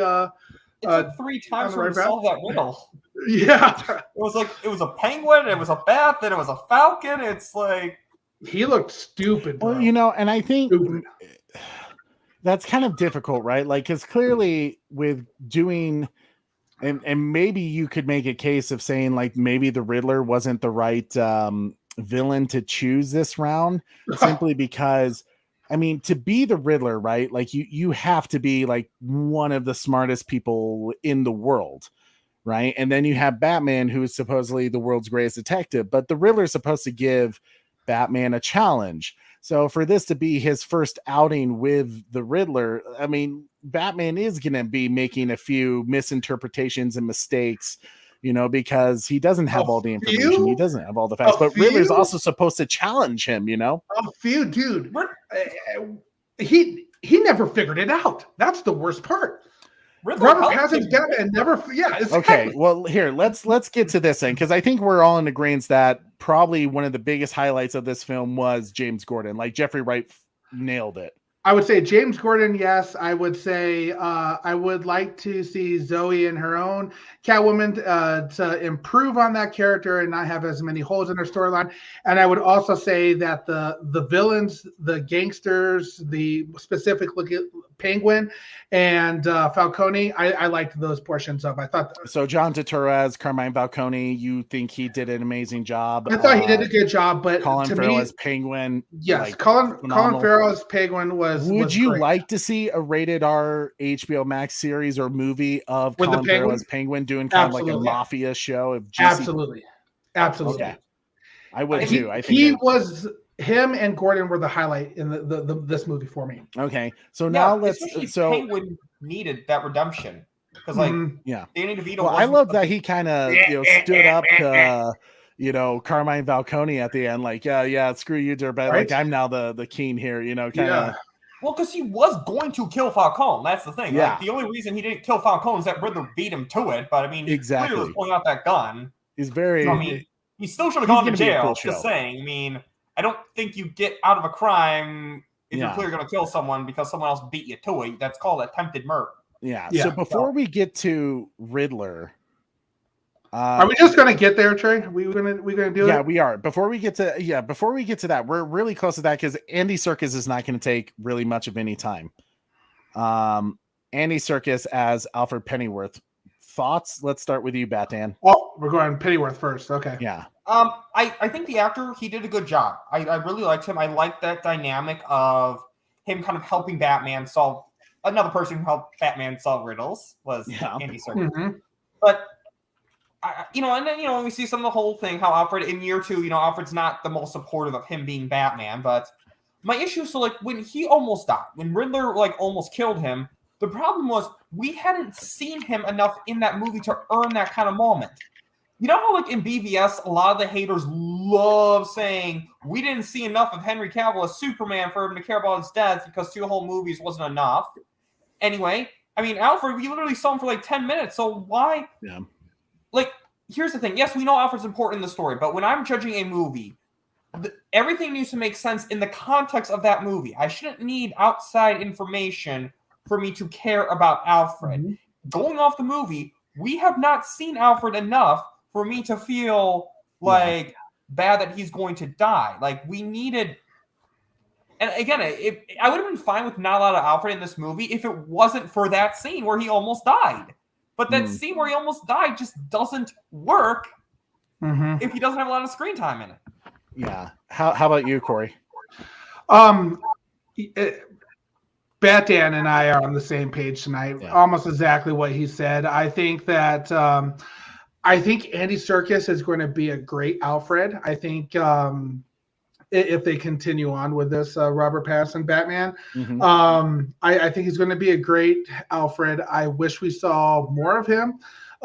Because especially since he was a different take than we've seen before, he maybe might not have been the most nurturing Alfred we've seen. He was kind of more, he gave it to him straight in a lot of ways, which was a nice take, but we didn't get enough of him to really care about his character. So when, like you said, when he blew up and he finally wakes up and Robert Pattinson's kind of turned on him that quickly and his family that quickly after listening to a freaking criminal who's a liar. And we immediately lost trust in the entire House of Wayne, symbol. It was messy. It was very sloppy. We needed more Alfred. One thing I would like to add, I forgot to say real quick. When Bruce Wayne told Alfred, "You're not my father," and Alfred just kind of kept quiet, Batman can intimidate basically anyone, except for one person, Alfred. Alfred is like the one person that Batman does not talk back to and gets away with it. He's like even Batman v Superman, Jeremy Irons, that one line he tells Bruce Wayne, it's like, you're to the art of deception as Mozart is to the harpsichord, but you were never too hot at lying to me. That's what I wanted to kind of see in that. Like, he can fool anyone, he can intimidate anyone except Alfred. Yeah. So just want to get that in real quick. No, yeah, you're absolutely right. They definitely did a more Earth One Alfred, where he's the hardened former military. As they said, he's the one that taught Bruce how to brawl and fight. I definitely feel like he was the most unutilized character. I mean, it's already kind of like a packed cast, right? Like, Matt Reeves is definitely trying to give everyone their moment. And I do agree with you guys that his moment with Bruce, that very special moment, it felt like it wasn't earned. Like you didn't get, like, when he is about to die, like, I remember thinking like, oh my God, they're going to kill Alfred in the freaking first movie. But I couldn't feel any, like, when they kind of hinted that, like, the explosion and the lady picks up the phone. She's like, hey, like, Alfred, he was in the fire and stuff like that. And you're kind of thinking like, oh my God, they killed him. He should have been dead. I didn't feel, I disagree that he should have been dead, because then his death completely meant nothing. No. I mean, as in physics, he means. Yeah, physics, yes. Oh, yeah. Well, that being that close, he should have been dead. Yeah, but should have also been dead too. Yeah. Right. Yes. Yes, absolutely. But it was very much, he definitely needed more. And I wasn't a huge fan of their relationship together. Jesse Allen says Andy was directing Venom, Let There Be Carnage at the time, so wonder if it came down to time constraints. It very well could have, and honestly, I wouldn't be surprised if that was the case. But they still should have not done the whole him dying thing. That's my main issue. Like, they probably should have. I mean, it would have been great if they would have saved it for another time. But I agree. I wasn't a huge fan of kind of the disrespect that Bruce had for Alfred in some of those scenes, like kind of telling him off and kind of being in a way a jerk to him.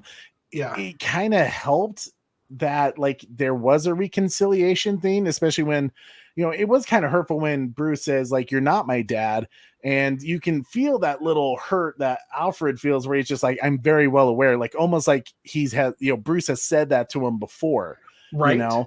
But I loved that scene, like one of those moments, right? Like where Andy Serkis is a brilliant actor to where, Bruce leaves, the cave, and Andy, Alfred sees what Bruce is working on, and he sees in that contact lens camera, Bruce looking at the kid, and it's like you can see immediately that Andy Serkis Alfred has seen that look before in Bruce, that loss, and like the whole world has ended, from the loss of his parents. So he kind of, in a way, it's like Alfred is definitely way more understanding and patient with Bruce than Bruce is. He's very much like, well, that explains why he kind of lashed out there. But this is you know and you understand the Batman backside of things, and I think this goes back to my point earlier about why it's important to see some of this backstory of his parents being killed, because you also see Alfred taking care of him, and you understand their bond between each other. Again, this is a new Batman. You have to understand that bond, and for him to talk the way he does to Alfred was another missed point. And another reason why they missed that foundational piece of where Robert Pattinson's Batman comes from. Why is he protecting Gotham? Why is he here? Why is he showing disrespect to the way he does to Alfred?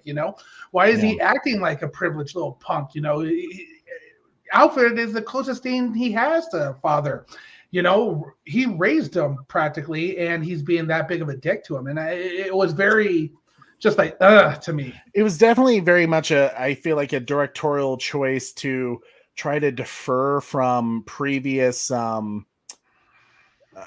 portrayals of Bruce and Alfred's relationship, because in almost every Batman film we have ever seen, and any iteration of Batman and Alfred, even in the animated series, their relationship is very playful towards each other, right? Like Alfred's not afraid to bust his balls a little bit, and like kind of bring him level-headed back down, and to tease him a little bit. And they have kind of that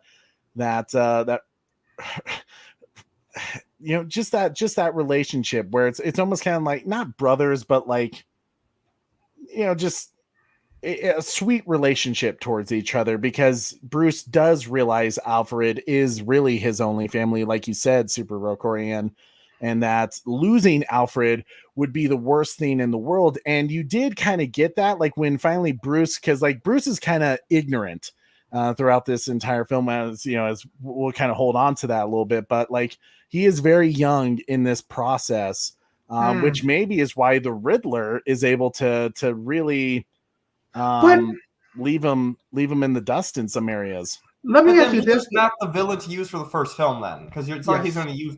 It's not like Riddler's getting the whole trilogy, so we can't have the only time we see Riddler be the young Batman then.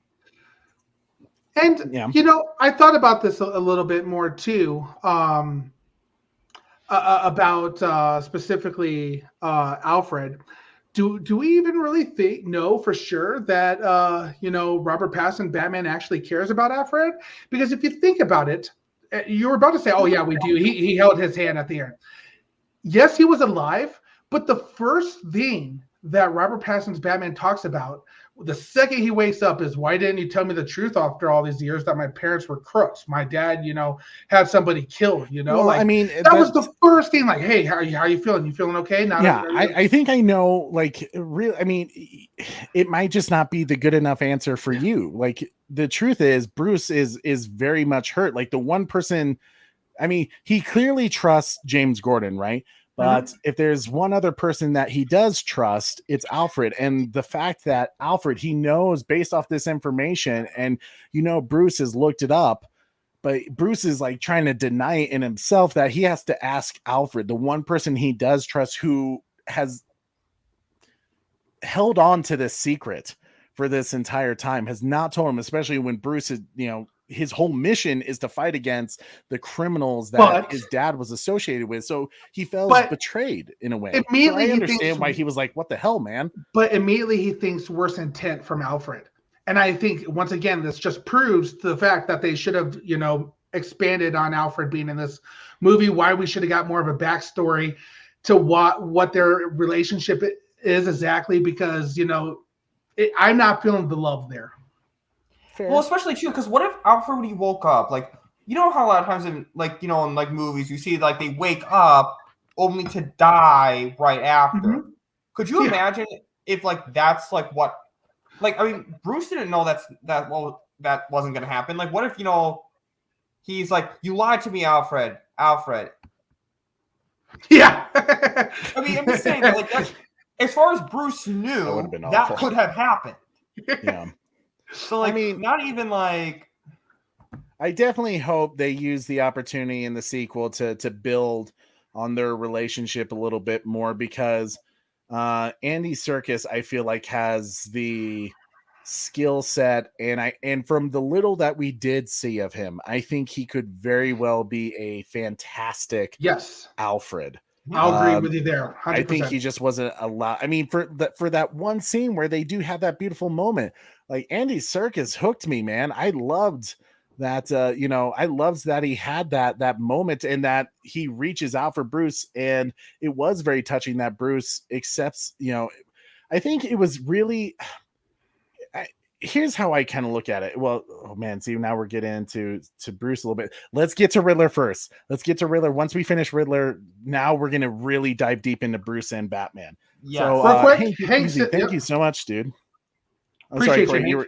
Yep, that's exactly what I was gonna say. Yeah, thanks. Hank, thanks for coming by, Hank. That means a lot, man. Seriously, I'm glad you're here. I mean, you've challenged us on that Catwoman scene, and I appreciate that. And you know, we love that. We love that. We're and by no means by the way, you know, Bat Dan feels, the way Trey feels about the film, and the way I feel about the film. Am I trying to change, you know, somebody's mind on, oh, you shouldn't go see it, or you should go see it? You know, I'm just telling you guys how I feel, and you guys have different opinions than I do, and I want you guys to have different opinions than I do. That's what makes our discussion great. You know, like we're, you know, Trey's pushing us, Bat Dan's pushing me. You know, it's been a good conversation. So, and we're all giving each other different things to think about. Like a lot of the things I'm curious. I feel like I caught, you know, I'm thinking maybe Corey didn't caught or didn't appreciate because he doesn't read the Batman comics like I do. And then, you know, Corey is bringing up some of the stuff that I overlooked because I was paying attention so much in this area. That's like, oh shit, well, that's a good point. I can't argue that, you know? So this is what it's all about, having these great conversations. And I'm curious if your score has changed at all by the time we get to the end. So that's going to be. I will say, some of you guys are convincing me on adjusting it, whether it's up or down. You know, I'll let you guys know. Jess Ann says, during that period where you are wondering if Alfred had died, I had started to wonder if they stole any plot points from Affleck's script, since Deathstroke was supposed to kill people close to Bruce. Yeah, I think Alfred was supposed to die in Ben Affleck's script. Yeah. So, I mean, I was wondering that too, but I wondered after. I didn't think about it in the moment. To me, I was like, just in that moment, like, seriously, did they kill Alfred in the first film? I was about to be upset. I mean, I don't want to say everything's stealing from Ben Affleck's script just because there's some coincidental stuff. Like, absolutely. I think since he didn't actually die, like, I don't know. See, I picture like Deathstroke using more of a sword to kill Alfred more than like a bomb explosion. He'd make sure the job was done. I don't see that. Riddler just assumes that it goes to plan, and Deathstroke is the plan. He gets it done. Yeah, so I think that's just kind of that one's just, I think, more of a coincidence. But you know, I mean, you see how my name is right now, so you obviously know how I feel about that Batfleck movie. So yeah.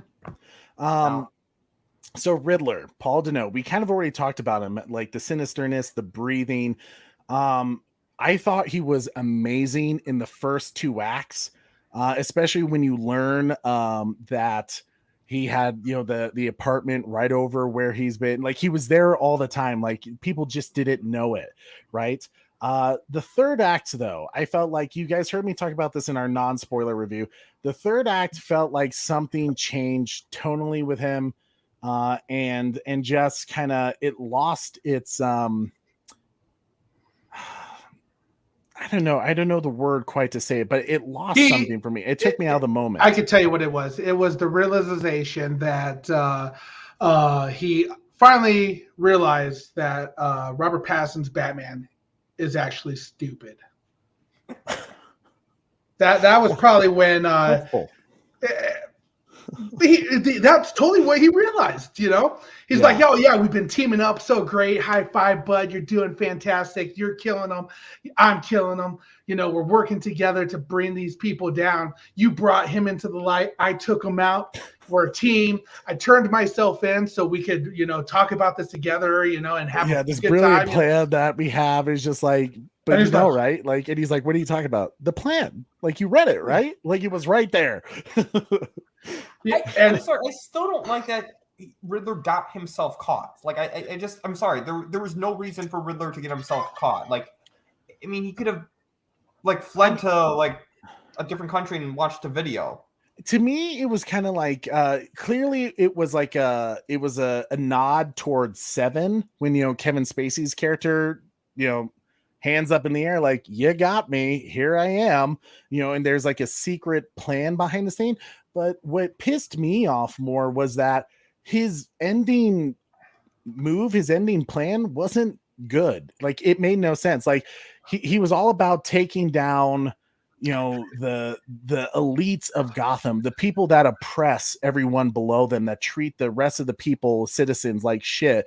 And yet his plan is to flood the entire Gotham city, which is not going to kill just the elites, but everyone. Yeah. You know, even the shitty citizens that are oppressed, you know, like, his plan didn't make sense at that moment. And especially when he had his people go to the rally of, you know, the new mayor elect, and having them like clip on to the things. It was almost as if it was like Matt Reeves' way of saying, like, just in case a Batman kicks them off the platform, they won't fall to their death, so no one can say Batman killed somebody. But exactly, what did you guys think of that? Like, so for the third act, Bat-In, like, what was that the specific moment too for you that kind of didn't work for you?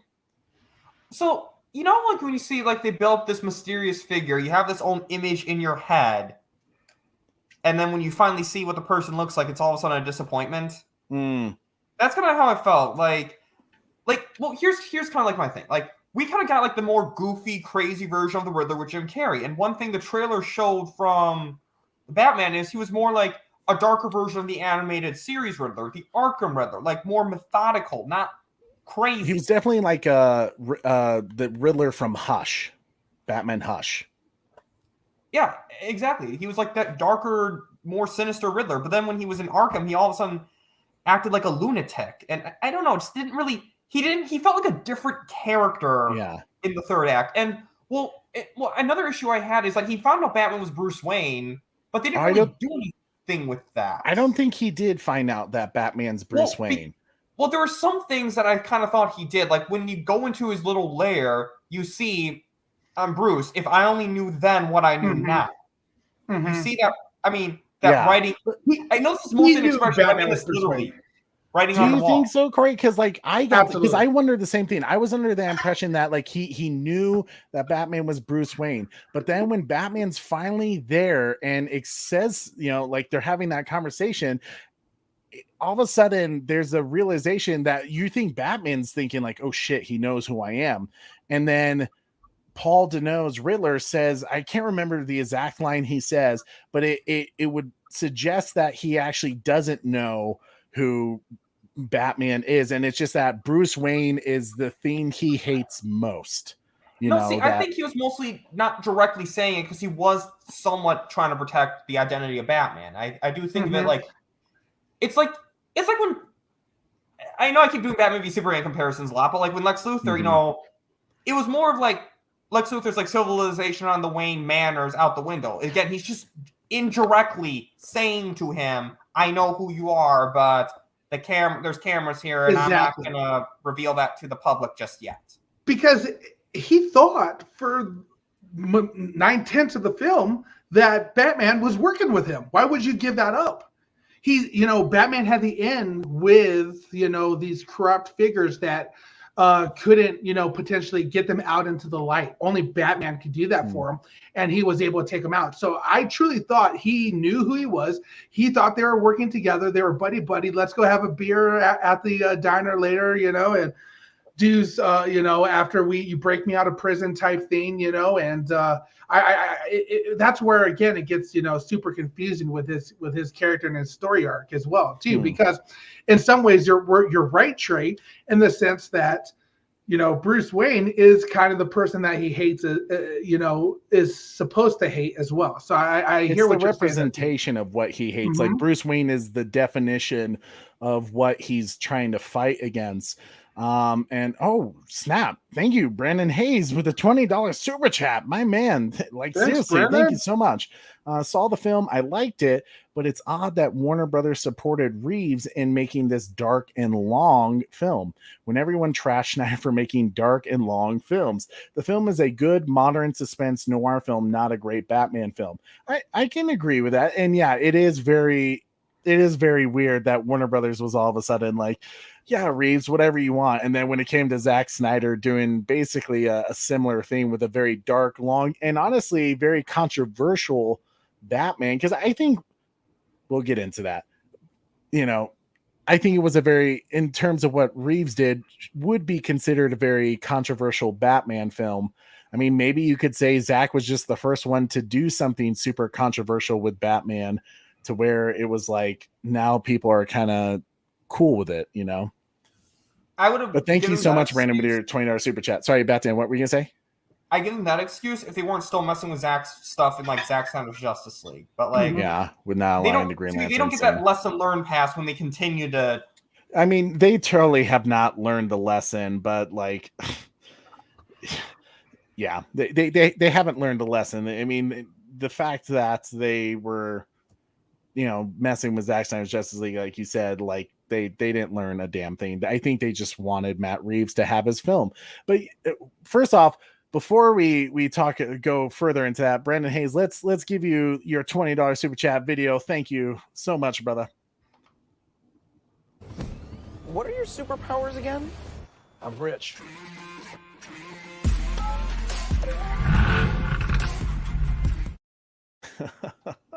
Thank you so Thanks, much, Brandon. Yeah, dude, it really does mean a lot. I really do appreciate it. But so yeah, with Riddler, it seemed me personally, I don't think he knows Batman is Bruce Wayne. I think he's close to figuring out, but based off how they played that scene and just Batman's reaction to what, like I said, I can't remember the exact quote Riddler says, but it kind of gave you an idea that the Riddler doesn't know. Like they were trying to make you think he knew, but then when he says that one quote, it was kind of like, oh, so he doesn't know, and Batman's still safe. But I still thought his end goal with flooding Gotham, while that is a comic from Batman Zero, and also another thing that I'm going to bring up for our sequel theories. But to me, that wasn't a good like end move for the Riddler. Like it made no sense, Okay, so are you guys is there any other comments you want to say about the Riddler before we dive in deep into Bruce Wayne and Batman? Do we want to talk about any of like the vehicle scene at all, or anything like that? The Batmobile scene? Sure, yeah. We can do the Batmobile scene real quick. Batman, we'll go ahead and start with you on the Batmobile scene. What'd you think of it? I like the chase scene, but I'm going to say the same thing. People, if physics were a thing, people would have died in that scene. And it's movies. I mean, it seems like, the fact that Batman just kind of carelessly like went through people's trucks. I mean, even if they didn't die, Batman, I just don't see Batman being so careless and getting innocent people injured. I don't know. I mean, well, it wasn't so much to him getting the innocents murder. It was definitely Penguin crashing into the cars and just the aftermath of all that. But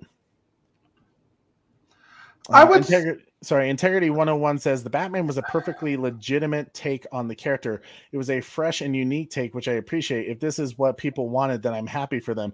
That being said, give me Batfleck. Yeah, I mean, hey, it definitely is a fresh take.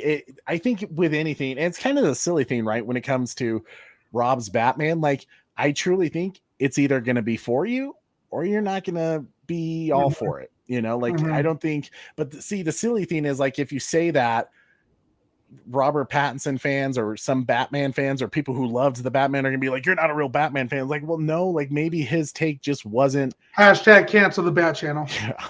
Hashtag, renew the Marvel channel. Oh God, Jurassic Fantastic says best Batmobile chase ever, in my opinion. Okay, so who Batan? Did you say any? Did you have any more to say about the Batmobile? No, not really. The only thing I was gonna say is when you brought up the Spider-Man channel, I was like, oh, thank God, because I actually thought you were gonna change. Did you really? I think was just gonna... trolling. I mean, I had so many friends reach out to me. But at the very, very beginning, I thought it was. I did kind of take that seriously. That's great. Well, only Trey and I would spend the time to, go into that much depth of rebranding the channel, right? And, changing the scenery and the new opener that Trey had made for it. That was. But I mean, yeah, I don't have that much to say about the chase scene. I would say. The reveal of the Batmobile was long. It was drawn out a little bit. Like shit's going down, and all we're seeing is him revving up the engine in the darkness because we're trying to make it cool. Like, oh, get ready for this awesome Batmobile, and like people are dying out there. Selena's about to be found, and he's.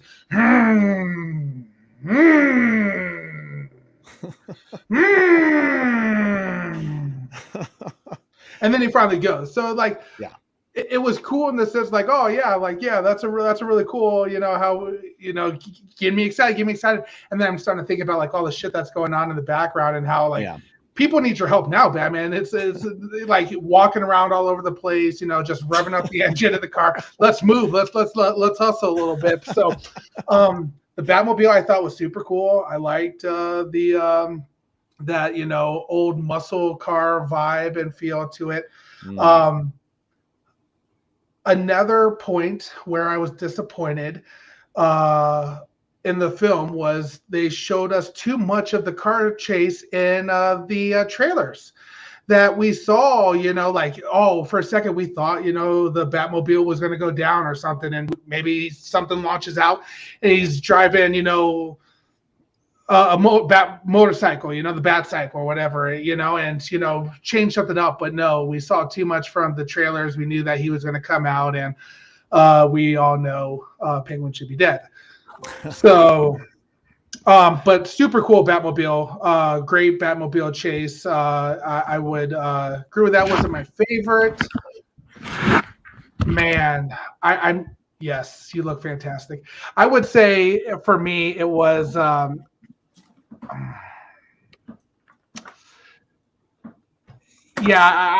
would say maybe it's probably not there for me as it probably doesn't make the top 5 for bat chases. Probably just really not even top 5. Well, you have to remember. Well, no, maybe it's close to the 5th, more likely, because any of the Tumblr ones. Any of the great scenes with Batfleck and his Batmobile was insane. Yeah. So like those trump that. And then to be honest with you, Keaton's Batman mobile, was just fire. So that's what faves, huh? I even watched Batman and Robin a little bit today after we had talked about that being your least favorite one. I was like, man, that's still a cool Batmobile as well. So it's trash. Yeah. Me personally, what I'd say, Batgirl, now still go with the BVS chase. Yeah, he kills, but oh well, they're bad guys. Those guys are okay. With BVS, nothing's gonna really win. I mean, it's like that's what I don't want to think about the warehouse fight scene if trying to judge Robert Pattinson's choreography, because everything's gonna suck if you try to compare it to the warehouse. Me personally, I really did love the Batmobile as well. I thought especially the camera angles they did where it was like kind of hooked up onto the side of the car, I thought was like super cool cinematically in terms of telling that car chasing. I really dug it. I did have an issue that Batman just left out of nowhere and was just in his car waiting for Penguin, and Penguin was just staring at him literally at the car for like 30 seconds, just like, oh, I guess you're waiting for me to get in my car so we can do a car chase scene. Like, that's kind of what it felt like. It was just a little weird in terms of how they got to the car chase scene. Once we got to the car chase scene, fantastic. And me personally, I loved the moment when he knocks, I mean, what we saw from the trailer, right? Like when he hits the car, and yes, technically Penguin probably should have been dead in that, but I loved that the camera was upside down from the point of view of Penguin, because it was like a hanging bat, you know, like walking towards him. And yes, I know that was like a slow walk scene, but to me, that was like kind of like an epic, cool scene. And in a way, it was kind of, once again, just kind of a creepy, like Batman scene in terms of where he just like comes down and he looks at him. He's just like, yeah, like, you thought you got me? Like, I got you. Like, I'm Batman because I'm Batman, you know? And that great Michael Giacchino score, I mean, just really, you know, it's just fantastic. But yeah, other than of how we get to that scene of the Batmobile, just kind of weird that he just in his car, you know. I agree with Corey on that. I was just like, we're really going to spend 30 seconds where Penguin just staring at him in the car when Bruce could just, I don't know, maybe, I know, not run him over, but like, why is he even in the car anyways? He was literally just like, get in the car so I can chase you, please. I've been wanting to use this entire film. You know, it did feel weird, that, but in terms of the Batmobile, completely badass, loved it. Is it my favorite Batmobile of all time? No, I don't think so. I mean, it's cool. It's cool, but maybe not my favorite of all time. But it's cool. I dig it. Before we now get into our Batman and Robert Pattinson thing, we are at our 2-hour mark. So please, guys, like, share, subscribe if you haven't already. Get your friends involved, invite them to the chat, because the more people we have, the more fun it gets. And we love, I mean, as you guys seen, our chat's been kind of crazy and fun already today. So it's always good seeing as many new people as possible. So I really enjoy having you guys here. And we do have super chat available as we go through our spoiler review. But now let's go dive deep into Robert Pattinson's portrayal and take on Batman and Bruce Wayne. Batman, let's start with you. What did you think overall of maybe start with his Batman and then go to his Bruce Wayne? You know, I liked his Batman. I don't think his choreography was that good, but I mean, the way Robert Pattinson acted, he definitely did act like Batman. He did definitely act like a gruff, kind of intimidating Batman. I think, I mean, and I'll be honest, this may change later as I think about it, because, you know, the movie came out, there's a lot of recency bias, but I still gotta put him as my second favorite Batman, right under Ben Affleck. I mean, let me clarify some things before. To this day, aside from Ben Affleck, in terms of live action Batman, I have not really ever been impressed with the fight choreography that much.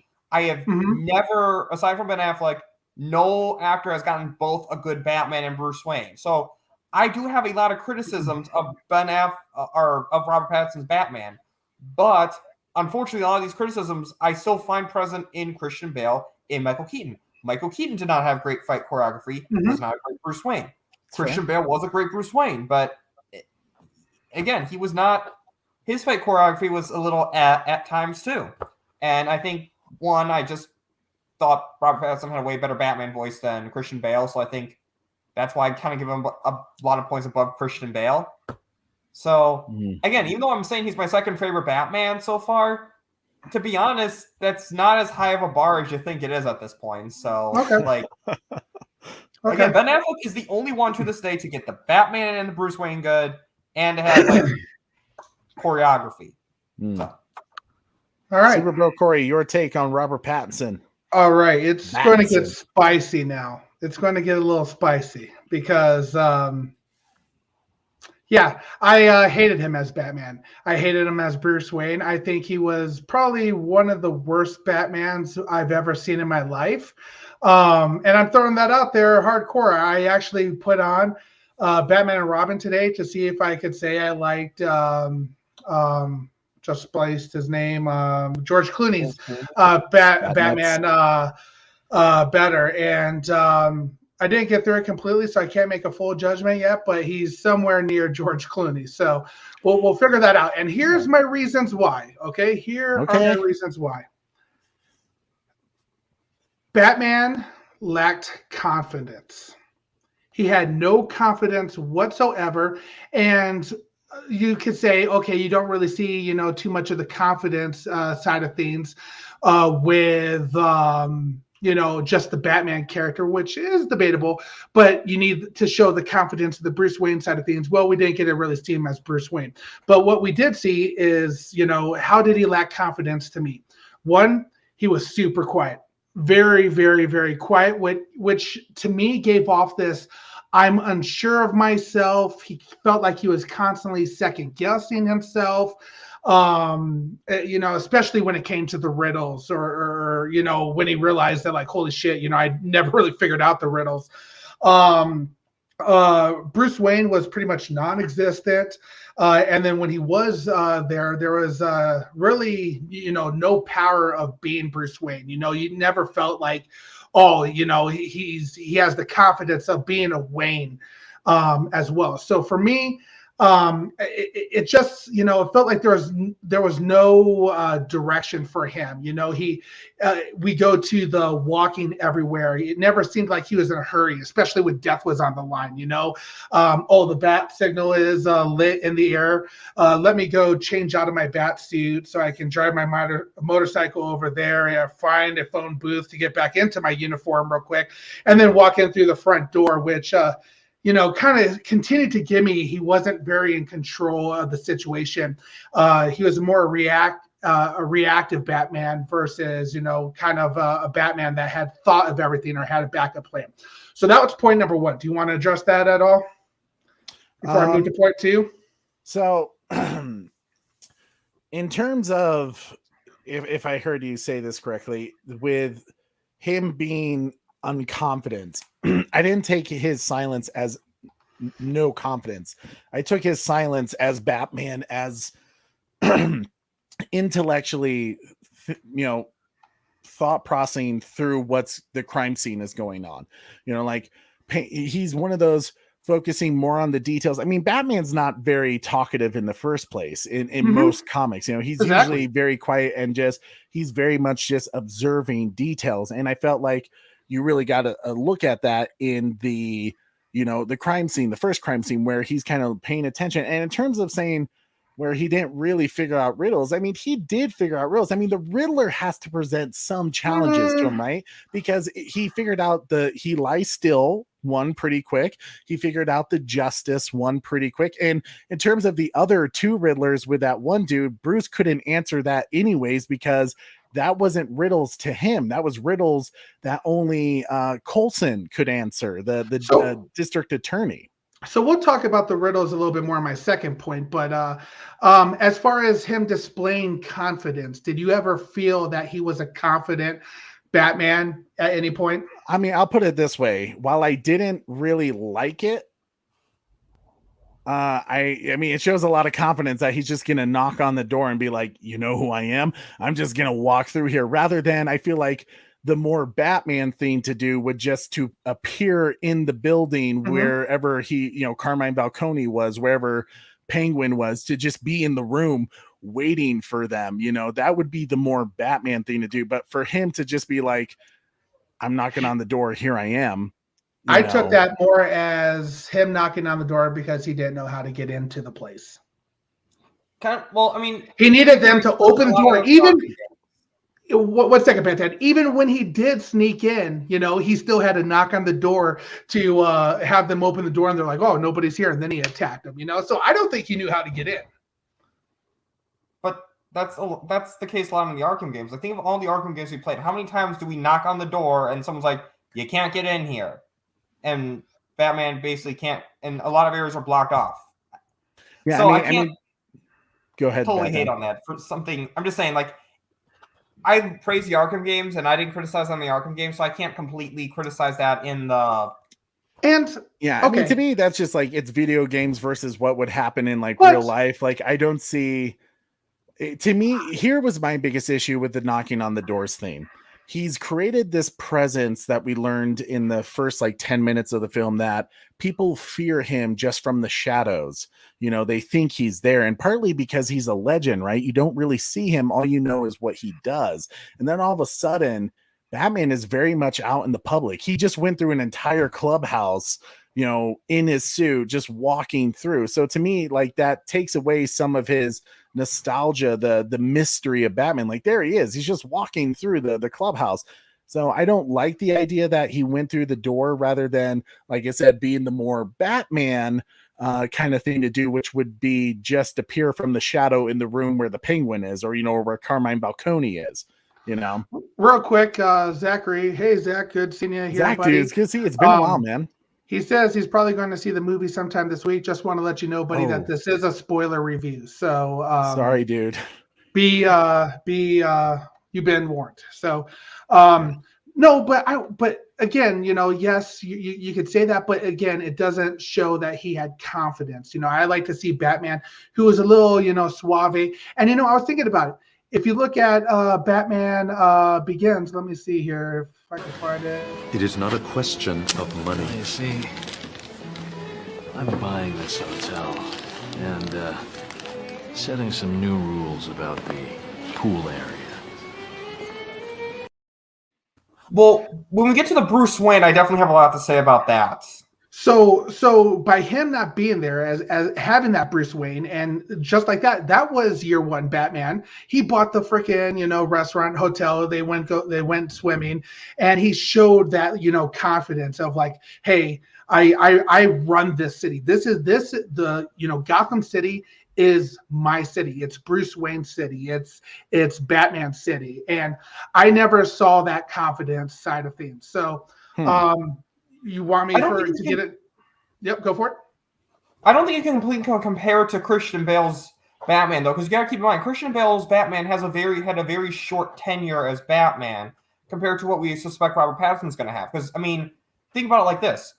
At Robert Pattinson's point in his career, Christian Bale's Batman, his career as Batman was basically done at that point. Like, he had a 1.5 year tenure as Batman. So, they had to rush it a lot more to make him the Batman, whereas I think because Robert Pattinson has a lot longer, they can kind of develop a lot of these things a lot more. So certain confidence things I can give a bit of a pass to because it's year 2 Batman. Again, I'm not going to excuse everything, like the bomb situation I don't excuse.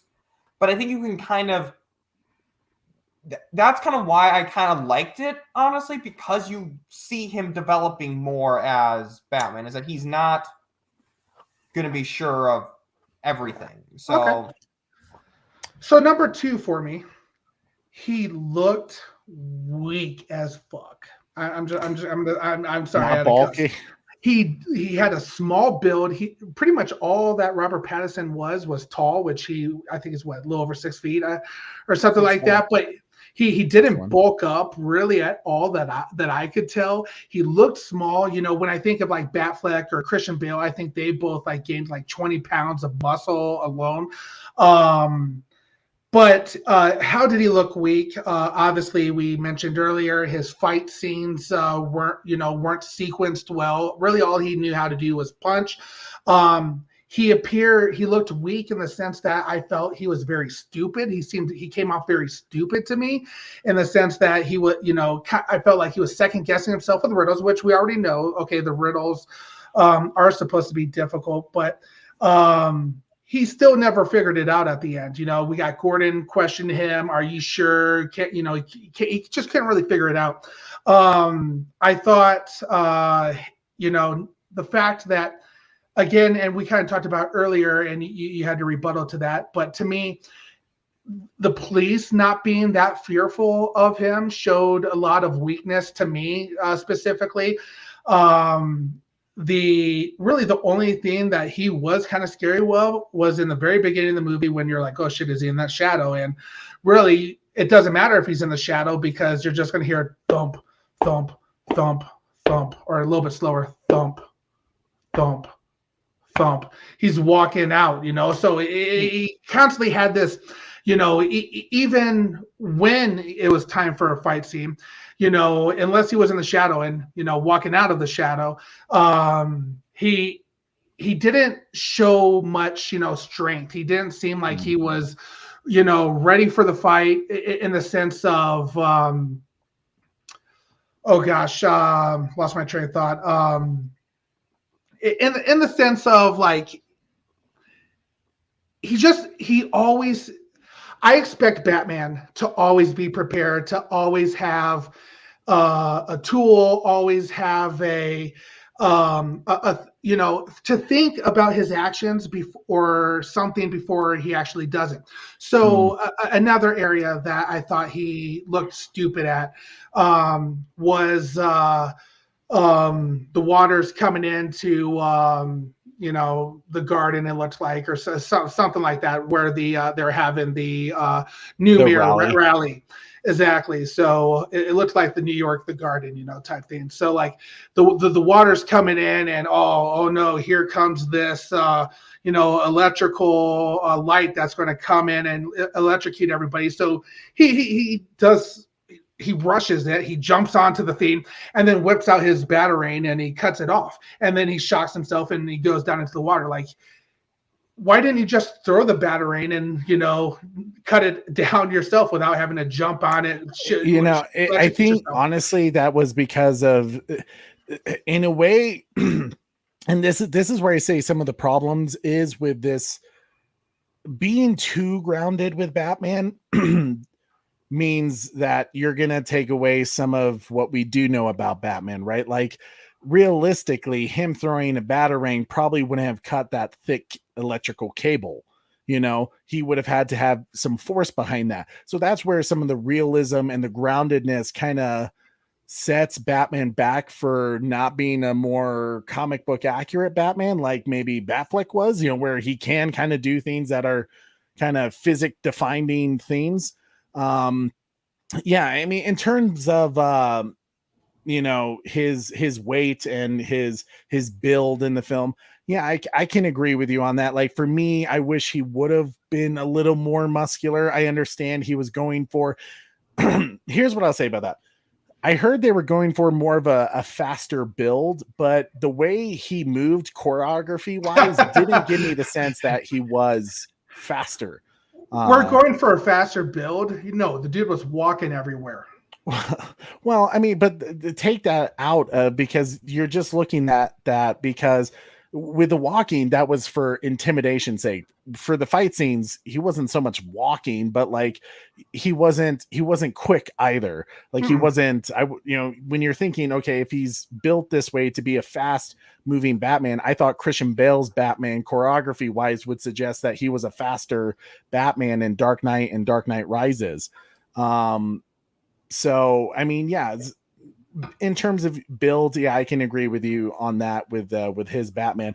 I do think, I mean, we've kind of already said it that, there is some confidence of him walking, at the door into the scenes, and stuff like that. But I think the GCPD wasn't exactly afraid of him because what's there to fear exactly because he's not so much a legend to them because they know James Gordon's working with him. It's very public that James Gordon's working with him. I think there's more probably disgust than fear because it's like, here's this vigilante. I'm told that I should take this dude down, but I can't. He's encroaching on my job.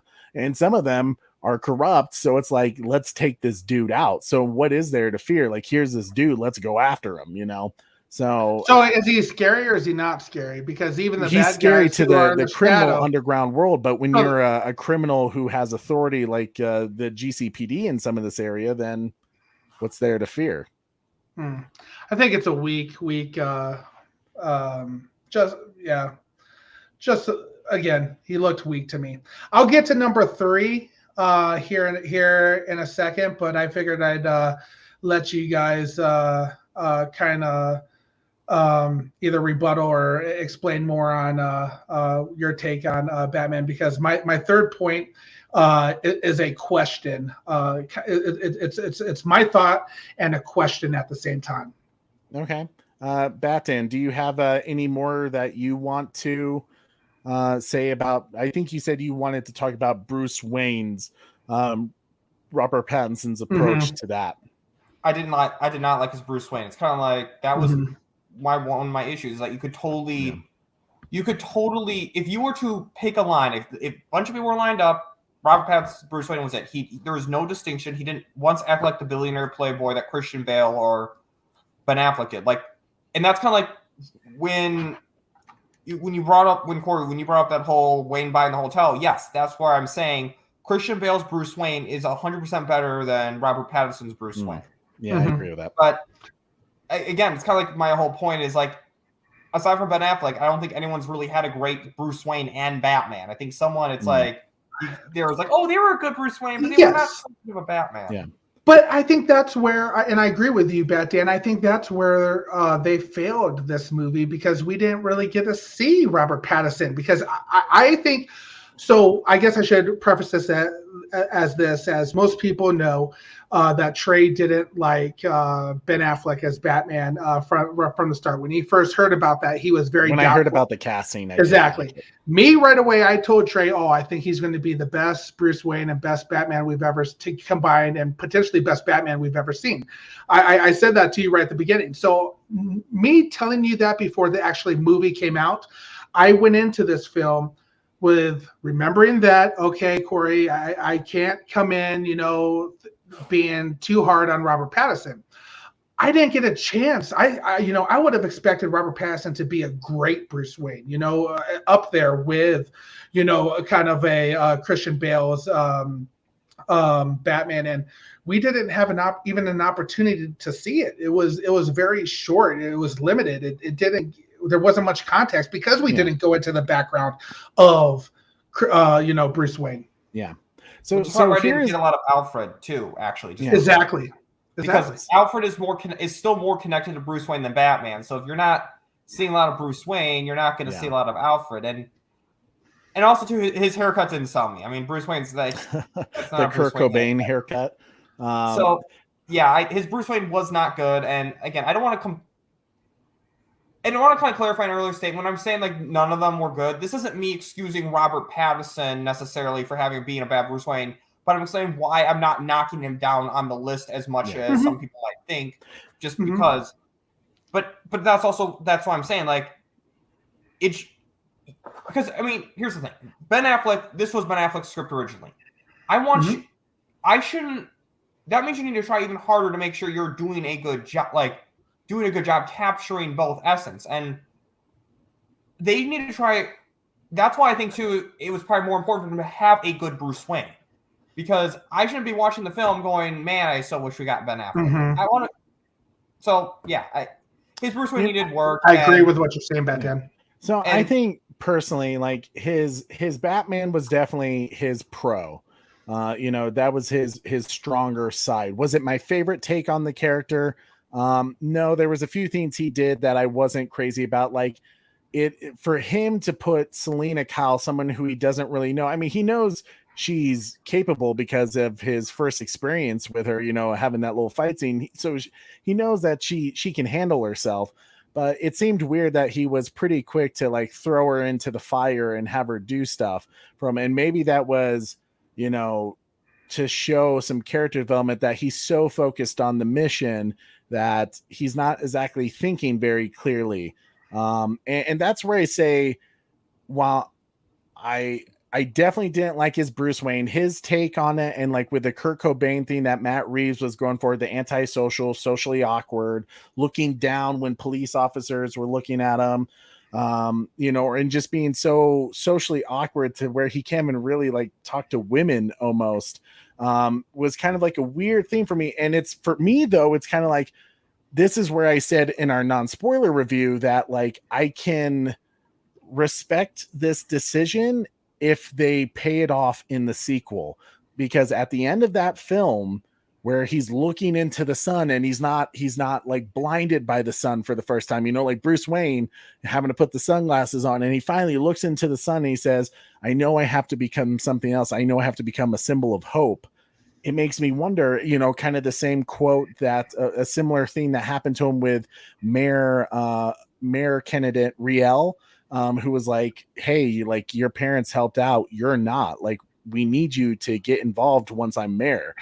I'm hoping that means in the next film, we are going to see that character arc, that character growth that makes him the Bruce Wayne that we all know and come to expect to see in a Batman film. So that's where I say if it doesn't grow, if it doesn't pay off in the sequel, then I'm going to say it's a completely bad move in a wrong direction, at least for me.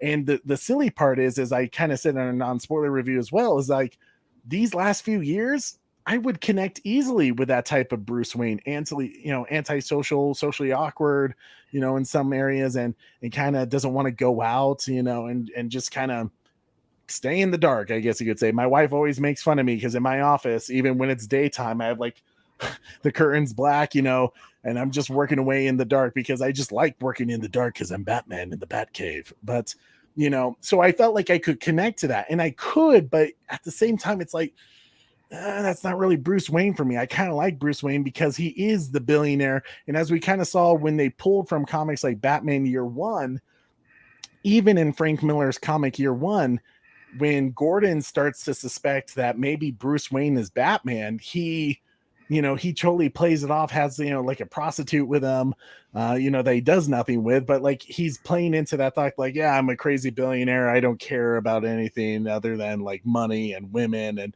partying and drinking. And like, oh yeah, I have alcohol at 8:30 in the morning. There wasn't really that element, sorry, to his Bruce Wayne. It was very, Batman was Bruce Wayne and Bruce Wayne was Batman. You never got Bruce Wayne. It was just Batman 24/7 basically, which is fine, but like Bruce Wayne has to have a different element to him that kind of, balances out the broodiness in a way. And I'm not saying I don't mind broodiness. I like the broodiness of Batman. That's partly why he's my guy, my character. But like he needs that element of Bruce Wayne where he is helping Gotham at night and during the day. Yeah, and I think what Baby Girl said is right on. He was the weakest of the stellar cast, unfortunately. Like it's a fantastic point. This movie, The Batman, I enjoyed the other a lot of the other characters. I enjoyed Gordon. I enjoyed Colin Farrell. I enjoyed the first two parts of the Riddler. Falcone more than Robert Pattinson as Batman, and we're there to see it because of Batman. And don't get me wrong, I didn't want this movie to be bad by any means. I wasn't rooting against it. It's just sad. It was depressing there. I think I'm going to bring up my third point now before we move on. Obviously, I thought one, Batman lacked confidence. And two, that he looked weak as well. One of the things that Trey knows that I tease him on consistently about, obviously my favorite superhero is Superman. And to me, he, really runs. He is the superhero. Nobody can beat Superman. He's just the greatest. Now I'm going to bring up the Justice League, and specifically, we'll bring up the Justice League as a whole. I don't think that Robert Pattinson's Batman would be an active member in the Justice League, and as a whole, he wouldn't be there at all, really. I don't think he'd even be allowed to be a part of the team in the Justice League, especially Zack Snyder's Justice League. If we want to talk about the Justice League, I don't think I see him probably still not being allowed to be a part of that one either. I think if you think about it, Flash is more useful in the Justice League than what a timid little Flash in the Justice League is more useful than what Robert Pattinson's Batman would have been. I don't think Robert Pattinson's Batman would hold his own weight in. And if we want to get out of that Justice League and their characters, I don't think he would hold his weight in any Justice League. What are your thoughts there? I don't know if you can completely use another Justice League point, because like Matt Reeves has made it clear that this is his own, like this is similar to Nolan, where this is just a Batman universe. Because a lot of you said the same thing could apply to Christian Bale, is that his Batman wouldn't stand in the larger. I think he would though. I think Christian Bale's could have. because he has the money aspect. He had the rich confidence.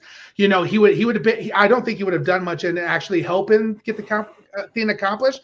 But being a active member, you know, I think active member in the sense of this is a bad guy, this is who we should go after, and here's the money to get it done. That would have been Christian Bale's Batman. I don't think Robert Pattinson would be able to have a Justice League in his universe at all. So if we're not thinking any Justice League at all for Robert Pattinson, then who is Batman? You know, isn't Batman supposed to be an active member of Justice League? Well, I mean, you're assuming as if Robert Pattinson is going to be at some point a part of a Justice League. He's not. Yeah, so there's no Justice League in his universe.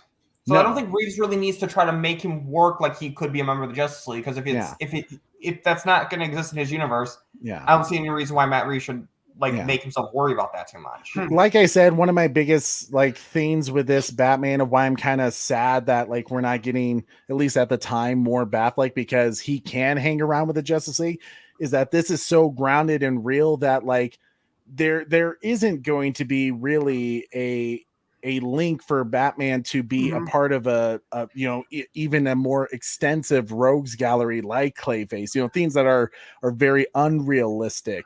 It's going to be very grounded in the sense that everything's going to be possible. I mean, just as we saw Batman's gliding abilities for this, he had just the squirrel suit basically, which didn't work out so well with him, and personally, while that was cool of how real it is, and now you're seeing Batman can exist in your world. I at that scene was like, man, I really missed the wings. Hopefully what it does is this is very much Batman in a trial and error kind of thing, going okay, well, that didn't work. Maybe going to Lucius Fox in the sequel and be like, do you have any lightweight fabrics without a spelunky rope? But this is where I disagree with you guys, because okay, yes, he could be in his little spin-off thing where the Justice League doesn't exist. That's fine. If you think about the DCE universe as a whole right now, the intellectual property of Batman is super important to Warner Brothers, correct? Yes. Yes. I mean, the Flash movie is a Batman movie, for being honest here. Exactly. Currently, right now, the characters of the Justice League that we know that Warner Brothers do support is obviously Flash, Aquaman, and kind of Wonder Woman, and kind of Superman, since he showed up as well in their latest appearance in a certain television show that we won't talk about, right? That being said, if you're just a DC fan as a whole, and you don't have the universes connected, I get that. You look at the Flash, his movie is going to be cooler potentially, or he has more of a superpower, superhero status than this Batman did. We already know that Aquaman, even though he, participates in things with fish, has more of a cooler background, or he has more superpowers than a Robert Pattinson Batman. So from IP alone, if you look at just DC, not in the movies, just from afar away looking as a whole, this Batman doesn't really even rank with them. So I guess I feel like that's an unfair judgment. He's a nerd. That's what he is right now. And don't get me wrong, I hate saying that about Batman. Well, except that you like him I think you're looking at it wrong though. Your criticism there about the fact that this Batman can't hang around the Justice League, makes him sucky. Well, then okay, what was your opinion on the Nolan trilogy? Did you hate that? Did you think all the films of the Nolan trilogy were complete garbage? Because you have to take out, there is no Justice League that exists in Nolan's trilogy. Well, I would say that I did make fun of you quite a bit when an oversized jock broke his back. You did, yeah. Yes, so there is that fact to it, and that's why. Were they bad movies? Is what I'm asking. No, they weren't bad movies. Ben Affleck better? Yes, but they weren't bad movies by no means. But I still could see a time where Christian Bale's Batman eventually becomes part of a Justice League. I personally can see it. I can't see it at all with this. I don't think Christian Bale could stand with Superman. I just see Because I think when you do like a grounded and realistic Batman, it's hard for me to believe that like any grounded realistic Batman could stand with a Justice League. I don't see. Because I mean, let's be honest, Christian Bale's Batman wasn't smart either. I mean, like Lucius Fox had all that sciencey stuff, and Christian Bale was like, "What are you talking about?"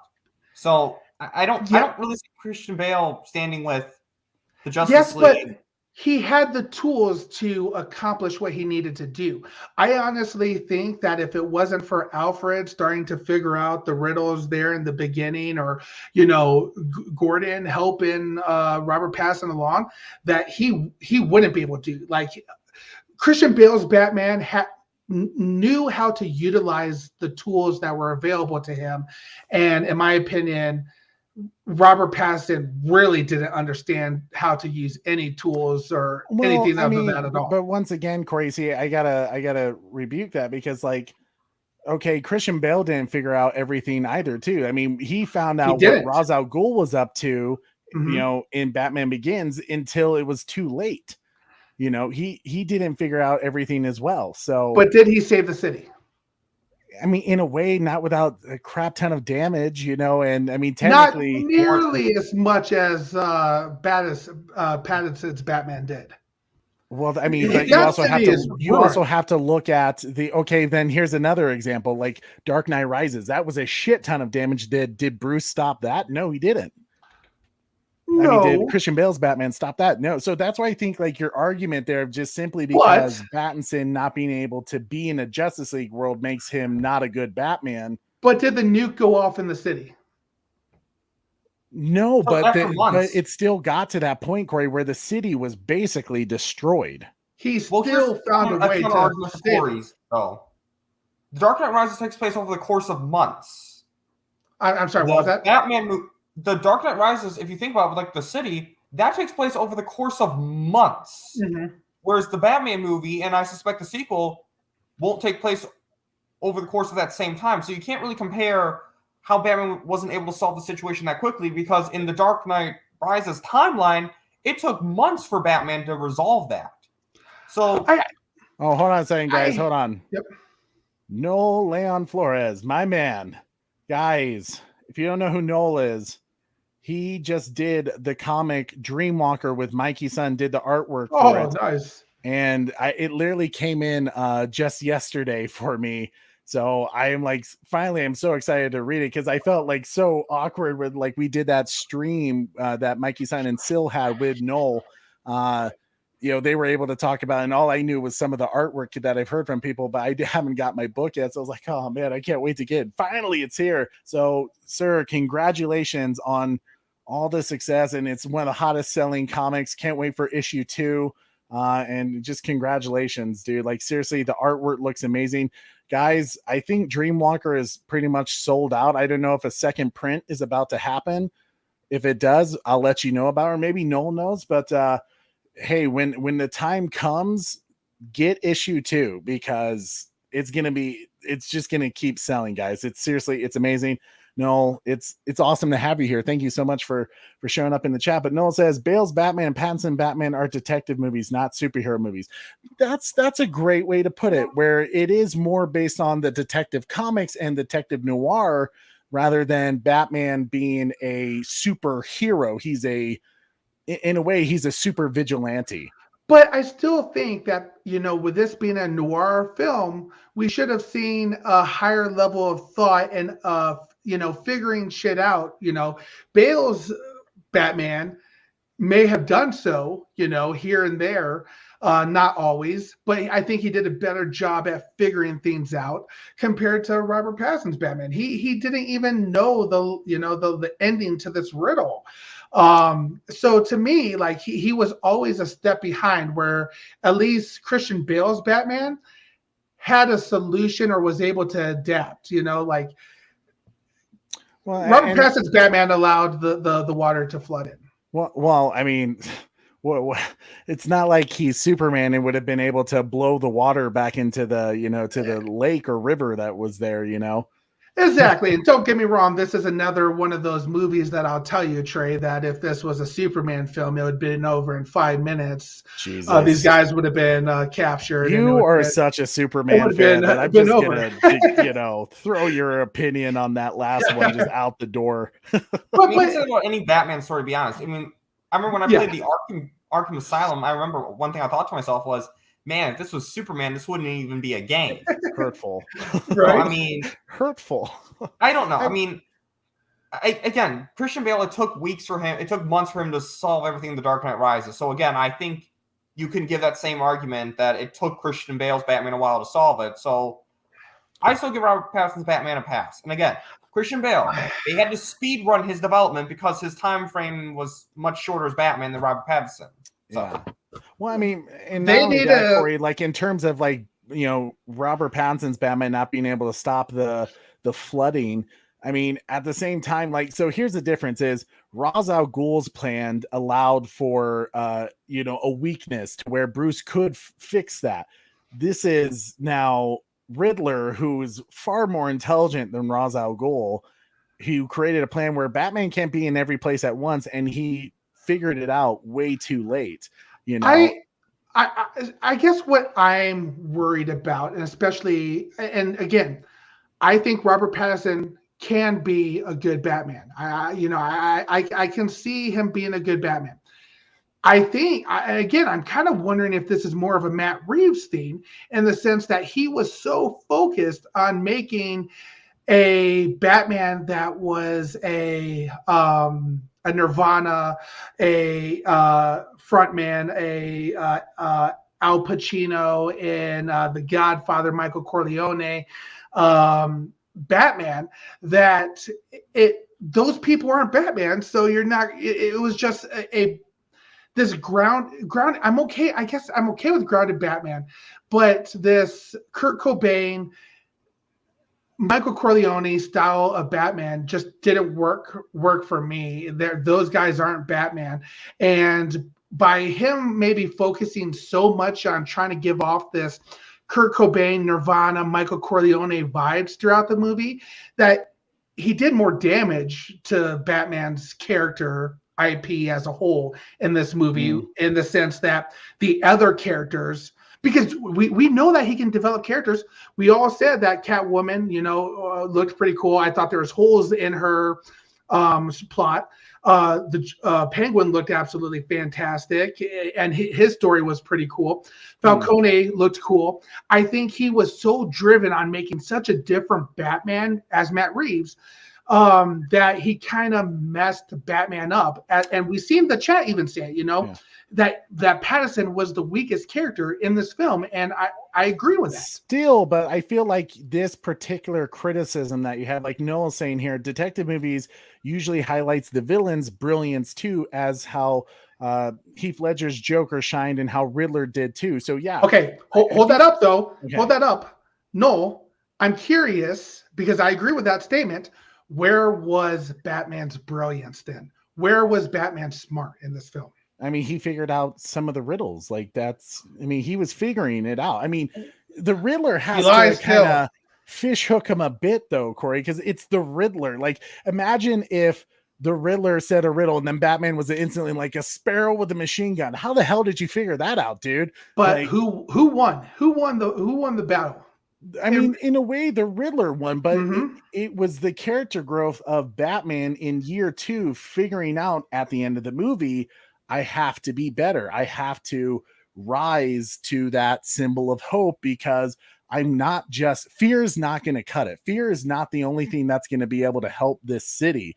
I mean, as you kind of heard in the film, when Batman says, "Who are you?" to one of Riddler's thugs, and the guy, he was from one of the people at the mayor's funeral who Batman caught an eye of. It was kind of a cool, like, bring back to that dude. He says, "I'm vengeance." So Batman was seeing that his partial effect of being a vigilante of fear inspired the wrong kind of people to take matters into their hands that were not the right move. The insanity of vigilantism, because I mean, in a way, Riddler in this film was a vigilante. You know, he wasn't exactly a villain. He was killing bad people, you know, but he was doing it in a way that was.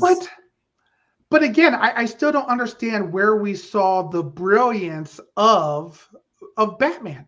Yes, he figured out a few of the riddles. I honestly question if the Riddler didn't turn himself in, would he ever got caught? You know, we were nowhere near to getting caught, and he easily escaped the room. You know, that wasn't a big deal at all. You know, I didn't see Robert Pattinson, and I again think it was poor writing. We never saw his brilliance. Like when I said I asked you in Friday's show, was there a cheer moment? Was there an aha moment? There wasn't. You were absolutely right. There was no like, oh man, he got it. You know, there was no like, yes, there's Batman. He figured it out. You know, there was none of that throughout this entire film.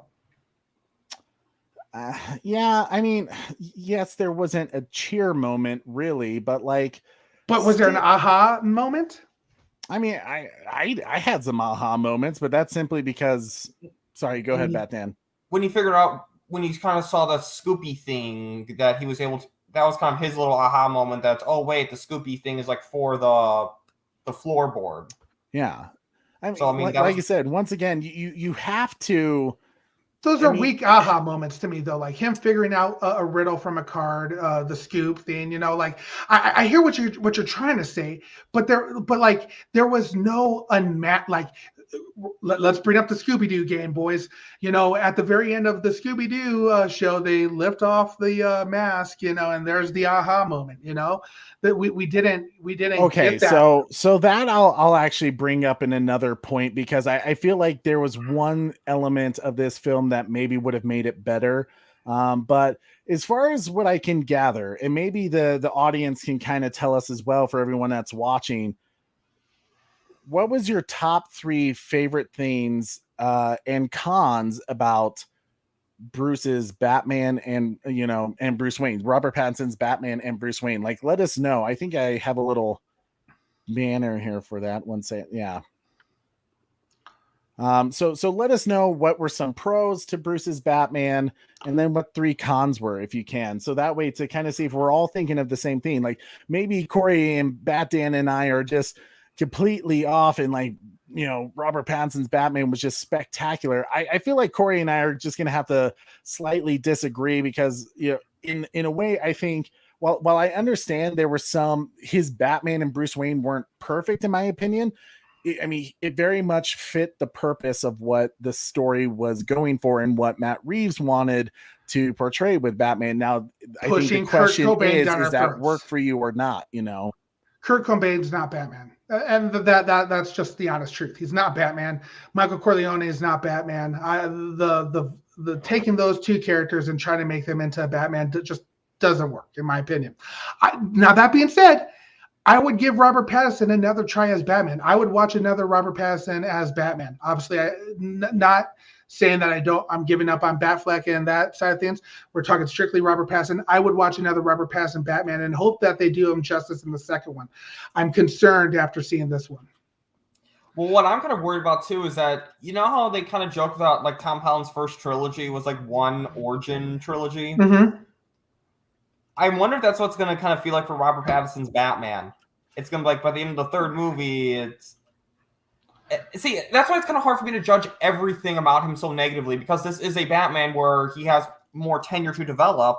Mm-hmm. So there's more room for him to make mistakes. Again, Christian Bale, they couldn't do that because his tenure was 2 years. So like 1 year as Batman, that's half his career. Yeah. So that's why I'm like giving a lot more passes, maybe more than I should, but. Because I will give you this about Batman, because you're right, Trey, and I'm glad you asked the question. List your top 3 pros, things about the Batman, things that you like about Batman, because I absolutely love that question. We always want to think of negative things, so asking that question is a great thing. I would say the 3 things that I did like about the Batman, and specifically Robert Pattinson as the Batman. I did like the Batmobile scene. I thought that was a good scene. I loved the flying squirrel suit scene. You broke up there, Trey. About it. You broke up there. What did you say? Oh, did Corey freeze? You froze. Oh no. No, you froze, Trey. Did we both freeze? Did you freeze? I think me and Beth. Yeah. Oh. Just Trey, right? Yeah, just Trey. Oh wait, you froze on my thing, so yeah. Okay, so what were you gonna say? I said the flying squirrel suit scene. I liked that.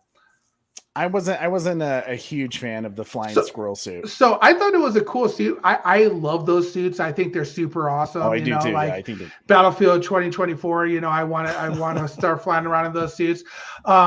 But at the very end, I didn't like that they practically decapitated him at the bridge. That was an error in that. And then third, I would say that one thing I think this Batman did do right was it was probably the first time ever, especially in the first, in the first scene. Yeah, exactly. Every shadow Batman could be potentially there. So I liked how they kind of incorporated that. Yeah, you would hear him walking around if he actually was in that shadow, but I liked that aspect that he's somewhere in the shadows. He's always watching type thing. So those would probably be my top three. Okay. So Batan, 3 pros if you have any for Battinson. I would say or one the is film in empathy. general. Oh, so Battinson, right? Not the film in general. Just to clarify. Yeah, Battinson only. Yeah. Okay, well, so in terms of like Battinson himself, I'd say I loved his empathy towards children. Like just seeing that moment of him feeling bad for the mayor's kid. I loved that. I loved his kind of like his partnership with Gordon, like some of the subtle team building things they did, like the whole punch him and just that interaction with Gordon. I loved. And I think his biggest thing that's like, I loved like his clever gadgets. I love the contact lenses that he could see stuff. That's just something Batman would do. I love the Batarang. I love how he could like pull that thing out of his chest because that's just like another practical thing Batman would do. There's like a lot of great practical things Batman did that I love seeing. So yeah, I mean, there's. Did he actually throw that Batarang at all, or did he just use it to cut something down? I think it was. I don't think they ever referred to it as a Batarang. I think it was literally more of a bat knife because I think he didn't pull it both apart. Like one half of it came out and he used it as a knife. Okay. I thought he like used it. He didn't throw, but I thought he kind of used it to kind of like fight some people too. I have to rewatch it, but I'm calling it a Batarang just for lack of a better term. Yeah. But like. That's what we all would have recognized what it was. Yeah.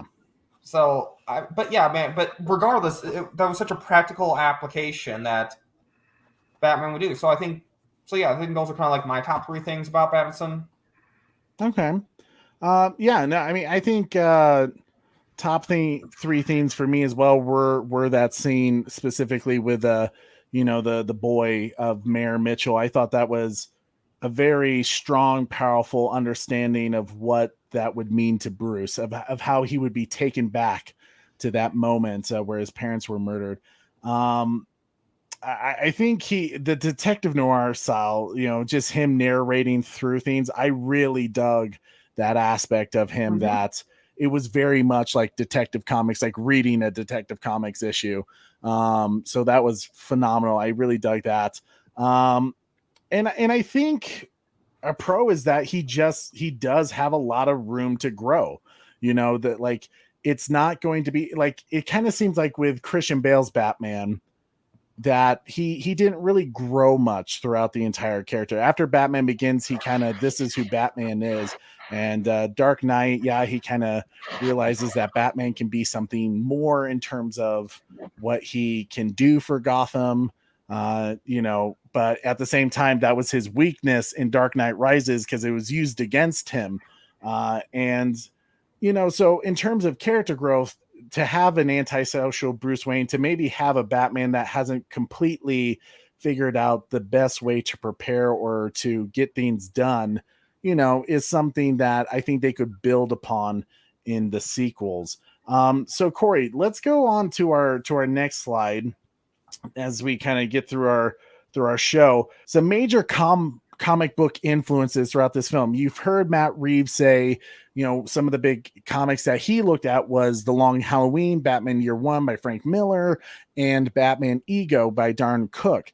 Me personally, I didn't get really a Batman Ego vibe from it because I actually read the comic the morning, before I went to go see the movie.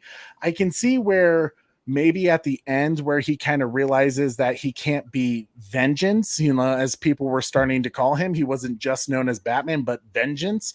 I could see where people say maybe because at the end of Batman Ego, where he's talking to Batman, this demon Batman, which is a psyche of his personality, where he kind of tells him we can't be Vengeance, we have to be something more, we have to be a symbol of hope for Batman. I could see where that was kind of pulled from Batman Ego, but as a main reference, I don't think so. I think the main references for this film were Batman The Long Halloween, specifically with Catwoman, and even how they kind of used Riddler, and Batman Hush and Batman Earth One, especially a lot of stuff with Alfred, even Penguin, and with Thomas Wayne running for mayor, and even Martha Wayne being Martha Arkham, using that whole storyline was very much a Batman Earth One story. Mm-hmm. So those were definitely some themes they were pulling from those comics. In terms of Court of Owls, this was something that kind of disappointed me about the film. It felt like they were really building this idea of, the Court of Owls. And it almost seemed like the Riddler, that was almost kind of was going to be his mission, was to figure out there was this secret organization of Gotham elites running everything.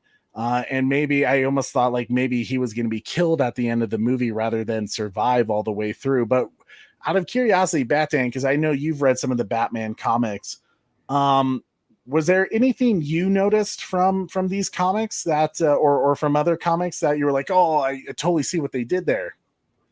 I would say the two main things I've noticed were Long Halloween and Year One. Those were like kind of the two ones I noticed. Yeah, I noticed elements from. I did notice elements from Court of Owls. I did notice elements from Hush. I mean, they literally even said Hush, referring to Thomas Eliot's father. So there's that. And see, now this one I kind of got contradicted on a little bit when I watched some like Sills review. Like I thought the ending was No Man's Land, but because Gotham being abandoned, but I didn't know about Batman Year Zero. So. It's a bit of both, and that's actually what we were going to talk about. So yeah, in terms of Batman Year Zero, really, the Riddler flooding the place, that was kind of pulled from that, but they're definitely hinting at Batman No Man's Land as well. So Baby Girl says, that pissed me off. We didn't get the Court of Owls. I felt like that was one of the biggest letdowns and maybe would have helped explain a few things in terms of the Riddler's goal. Because like I said, when he had his final plan to like blow up the water wall that would flood Gotham, it kind of seems like that goes against everything you're doing, like you're not just killing the elites, you're going after regular civilians who are even like homeless people, or orphans and stuff like that. Like you're taking out everyone of Gotham who's maybe not, the people you're potentially after. So Corey, here's can you pull up the next slide? Here was some things that I noticed that were like almost straight out of the comics in terms of imagery that we have seen, something like Zack Snyder do with BVS when you see the lightning bolt from Dark Knight Returns. Sorry, go one more, Corey, for the Easter eggs. But Greg Capullo with Batman Court of Owls, literally the Wayne Tower is like almost straight out of it, kind of where it like looks like Batman ears, which was really, really cool. As I kind of said, there's the one character who started in the beginning of the film who played from Tim Drake from Titans with a red hood. I thought that was kind of interesting. And then they did kind of tease us with that first initial card to the Batman with, they still, what does a liar do when he's dead? He lies still. They did kind of tease us with the Court of Owl with the owls on it, but I heard that was actually more of a reference towards the Zodiac, where he actually sent in a card that had a skull and a pumpkin on it to the I believe it was the San Francisco news outlet newspaper team over there. So that was kind of pulling more from that. But some Easter eggs that I really caught on to.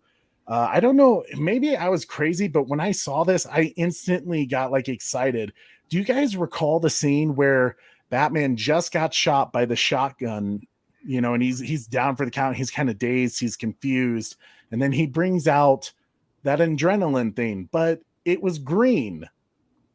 Did you guys see that? Like, was I crazy? I noticed that. You were thinking that was Venom? I was thinking so, but more particularly, Corey, can you go to my next slide? Has any of you read the comic Batman Venom? No. Okay. So in this particular series, here's what I think is happening, because Batman using Venom was kind of I don't think, Corey, maybe I'm wrong, but I don't think adrenaline like glows green like that. Right? I'm not crazy. Okay. So that's why I think partly it's Venom, but it also looked like he brought it out very last minute and it turned him into a rage monster, kind of like Venom would. But the fact that he had already like an area to inject himself, with his pants, kind of made me wonder, in the comics Batman Venom, it's basically about how Batman fails to save this little girl. And he kind of decides like, hey, if I was only stronger, faster, then, maybe I could have saved her life. So he gets addicted to Batman, to Venom, and he uses it. And it's this whole wonderful comic book line that I have here. I think it's like 4 issues, but it's Batman Venom right there. Legends of the Dark Knight. And it kind of made me wonder if they were going to go into that for a sequel, like using it as another way to develop him, where he, might be already had moments where he was addicted to this drug known as Venom to help save people. What do you guys think of that concept? Would you be interested in maybe them touching on an idea where Batman's addicted to a drug and has to get off it? I would love that. Like, I think that'd be a good way to kind of introduce Bane, honestly, is that, Bane could be like the example of what Batman could become if he doesn't stop. Like, I would love that concept. Yeah, definitely. How about you, Corey? Yeah, I think, anything to bulk up a little bit more, right? Oh my God. As a baby girl says, but they say it wasn't Venom. Then who said it wasn't Venom? Like, and because adrenaline is not glowing green, or at least a very bright green where it looks like Kool-Aid almost. I don't know. I kind of think Matt Reeves might want to keep some things a surprise. He also says that Joker's not going to be in the sequel, and that was a fun little cameo. I don't believe that either. So I don't know.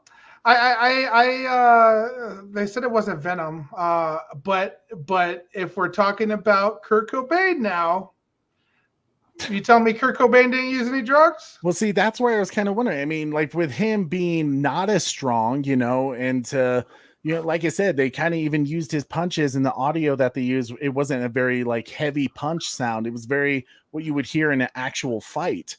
You know what's happening, Trey, is you're getting my hopes up, and Matt Reeves wasn't that smart to think that. Especially if Baby Girl saying it wasn't to the thing, that because it was Matt Reeves was totally like, that thing came out and it didn't even look like adrenaline. It was glowing green. Batman fans were gonna go like, huh? Like they were gonna tilt their head and be like, was that Venom? Is Venom exist in the scene? People were going to question why they were so focused on that shot of him bringing out this green liquid thing that he injects in himself, that all of a sudden turns him, hyperactive and into a rage form, so I hope you're right, because like I said, I am a Matt Reeves fan, but I thought this movie wasn't great by Matt Reeves. I thought he lacked the story. So if he was that detailed and we will actually see something like that, that will make me ease up on him some off of this movie. I think there was a lot of Easter eggs that he left around that he's hinting at maybe some bigger things.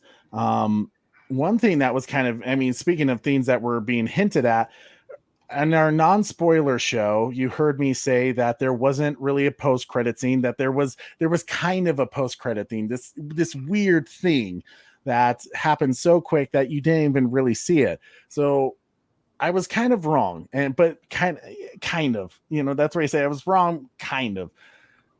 apparently when it says at the very end of the movie goodbye, it flashes the URL that Batman actually uses in the movie. And I actually happened to type in that URL into my computer, and it brought up this whole like messaging system with the Riddler where you had to answer like 3 riddles, and then he had a cipher that you had to decode, which I actually did it because I enjoy these kind of things. Yeah, go ahead, Corey. Pull up the thing. I not joking when I said I spent 10 minutes deciphering this thing. Hey, which is quicker than what Robert Pattinson. He's probably still trying to figure out. That's why there's not a second Batman film yet. He's just like, Jesus, Corey, get out. Oh my God. Anyway, so this is the red box that you see with all the Riddler codes is what you pulled up. But it says, you think I'm finished, but perhaps you don't know the full truth.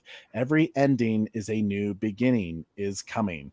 So a little weird on the grammar at the end, but in the way, a new beginning is coming, right? So clearly the Riddler is not done in the Reeves verse. As we saw in the end, he is in Arkham with a special friend, the Joker, which is being played by, I think it's a Barry. I'm totally spacing his last name. Barry Cohen. I think that's how it is. Barry Cohen, something like that. Who was also in the Internals film. What's that, Corey? Or I said Scoop confirmed Mikey Sutton. He actually kind of said that before. Oh, as the Joker. I think Mikey Sutton did come up with that too. So good.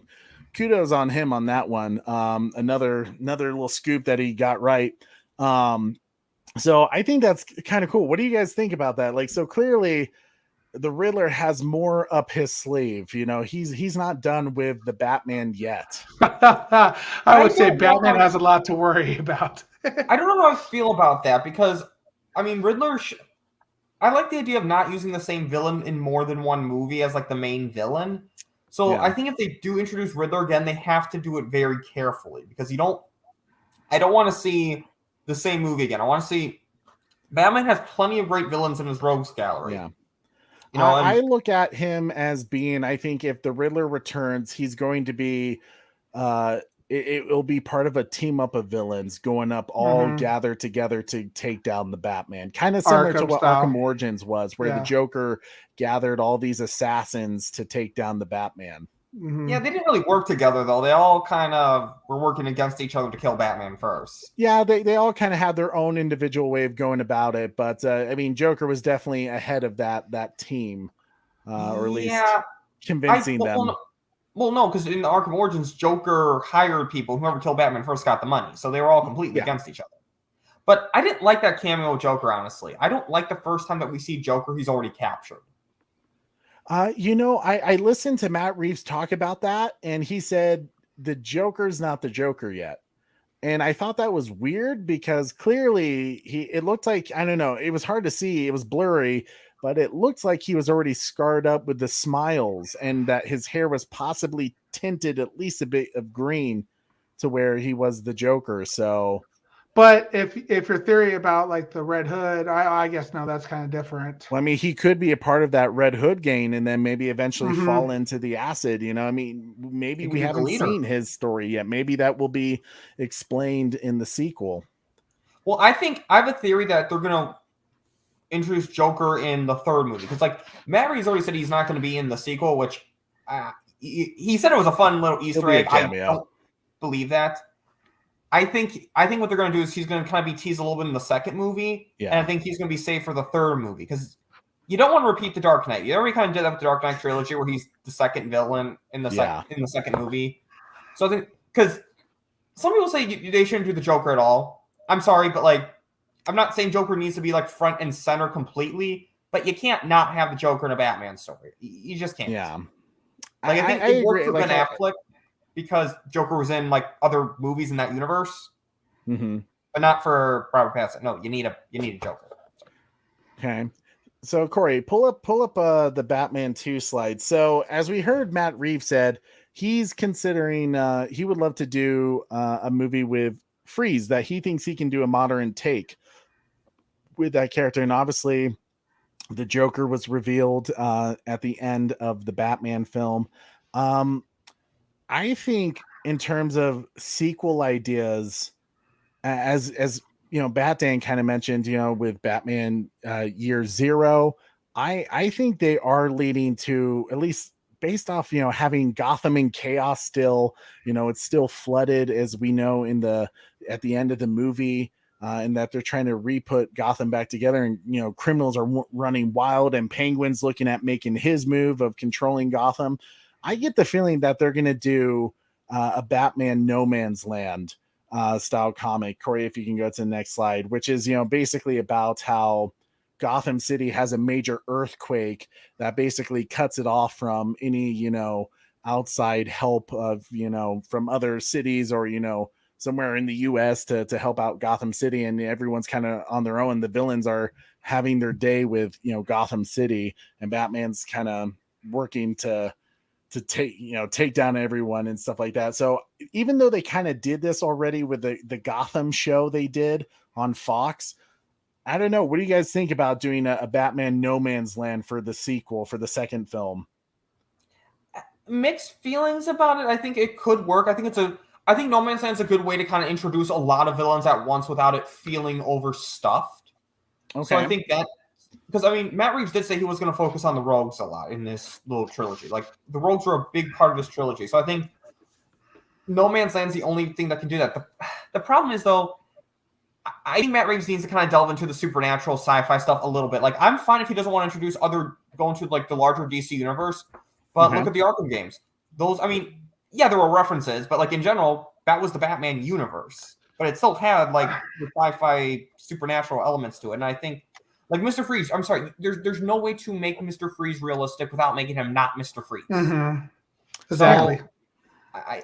So, he is gonna be forced to do a little bit that's a little on the supernatural side, and that's why I was surprised they didn't use at least the secret society side of Court of Owls. Maybe the Talons would have been hard to kind of introduce a little bit because they have a little bit of a supernatural element to them.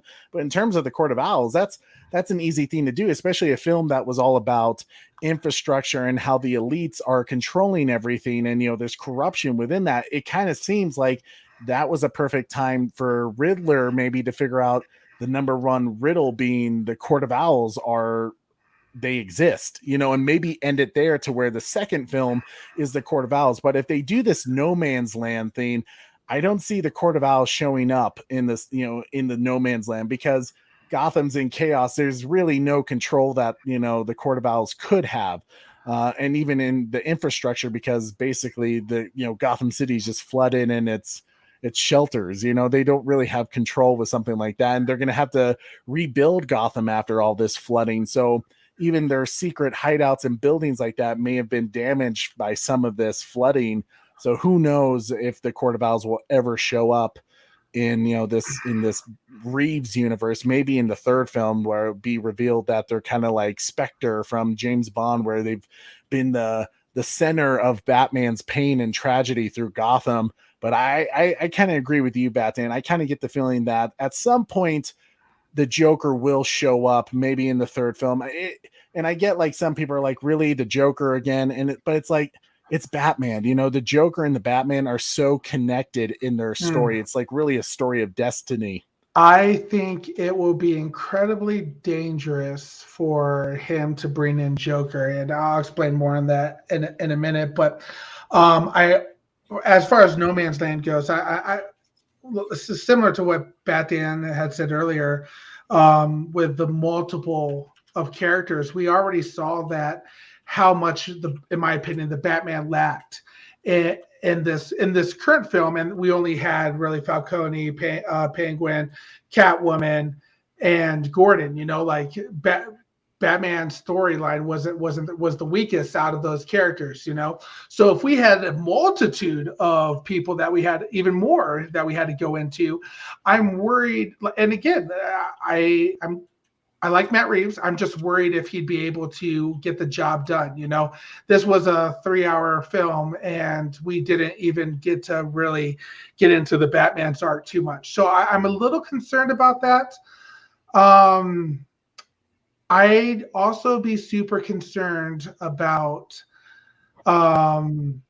this style film having a Joker in it, because once again, everybody seems to say that Heath Ledger was the best Joker ever. Is what the, you know, until we see the release the air cut, we can't really judge Jared Leto too terribly much. And I agree with that because I love Jared Leto's Joker personally. So I think that in a film that's more along these lines, that noir Christian, similar to how Christian Bale's was, the realistic style, I think it's dangerous to introduce a Joker because just like Jared Leto's Joker, anytime a Joker's released now, we're going to compare him to Heath Ledger's Joker. Yeah. So if people are already a little worried about these films, then a weak performance by Joker would I think absolutely ruin them. So I don't think Joker can be a predominant role in this film. But then you should just not have the Joker cameo at all, though. That's my thing. It's like if you're not going to introduce Joker, don't introduce Joker. Mm-hmm. Yeah, I mean, clearly the Joker is going to be in Batman sometime, this Reeves trilogy at some point.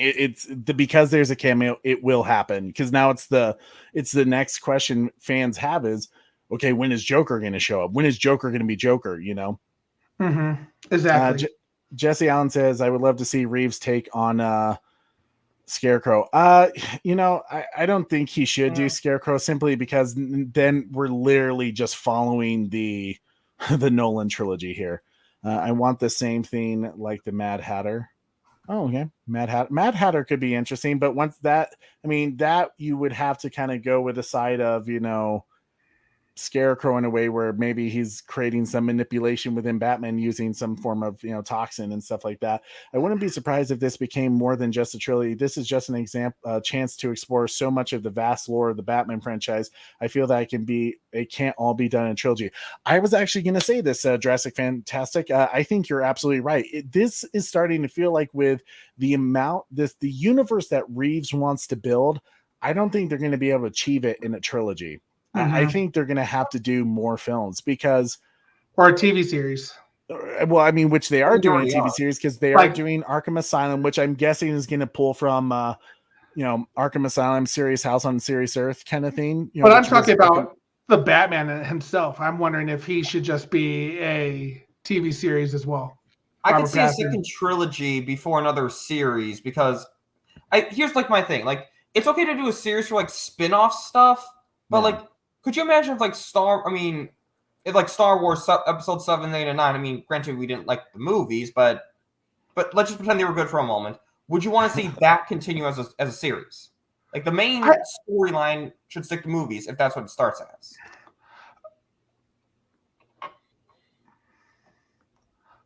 I'm wondering if this movie itself would have been better as a series, though, too. I mean, maybe, but that genie is kind of out of the battle at this point. Yeah. I mean, I wonder that too, to be honest with you. But I mean, it's kind of like my whole thing with the whole connected universe. I think that would have been the best thing to do from the start. But again, genie out of the bottle. Mm-hmm. Yeah. I forgot. What about Man-Bat and there a story there? I'm guessing. If he goes into the sci-fi route, yeah. Yeah, I mean, possibly. See, it's that issue that I think, unfortunately, Matt Reeves and even Warner Brothers, they're gonna have to break that seal, because even Christopher Nolan had to do it, right, where he had to kind of leave a little bit of the groundedness and kind of do something that was kind of crazy, right, like kind of outside the realism, so people could get into different types of characters, because when you set the boundaries of realism and groundedness for Batman, okay, then now you're putting him in a category where you can only do these certain things, and we've already kind of seen it with the Nolan trilogy. So if you want to just redo that again, then okay, you're not really adding anything to the character other than what we got with Kurt Cobain's Bruce style Wayne, but that's what we live in now with this. So we're going to get a repeat of that because you like you said, if Justice League doesn't exist in this thing, then there's no meta-humans, there's no people with the superpowers and stuff like that. You can't introduce that then either, in my opinion. So it's if this Batman doesn't belong in the Justice League, then there's no cool supervillains. It's fair. Yeah. When Poison Ivy was introduced in the Batman the Animated Series, Poison Ivy had no abilities. At first she didn't, but I thought at some point she did inject herself with some toxin immunity. Like, I know at first she definitely didn't, because even if in the episode with her and Harley Quinn, when they first met, she injected Harley Quinn with a serum so that she could be on the toxic waste dump. So Poison Ivy had some toxic immunity, at least. She didn't control plants the way that her, like you see in the Arkham games, but yeah, not going to mention that other movie, but I don't know. We'll have to see. So guys, as we kind of come down to the end of it, we always like to do our ratings, 0 to 10, 10 being the best, no rookie scores with whole numbers. Let's kind of hear your guys' rating. Corey, can you go to our next slide? So Batman, what would you give the Batman? Well, funny thing is, at the beginning of this video, a 7, but based on honestly hearing Corey talk, I'm going to kind of wiggle that down to a 6.5. Now, this is me considering 5 being average and 5 being a C in this case. So yeah, I'm going to say 6.5. Okay, Corey? You guys, like I said, I was before thinking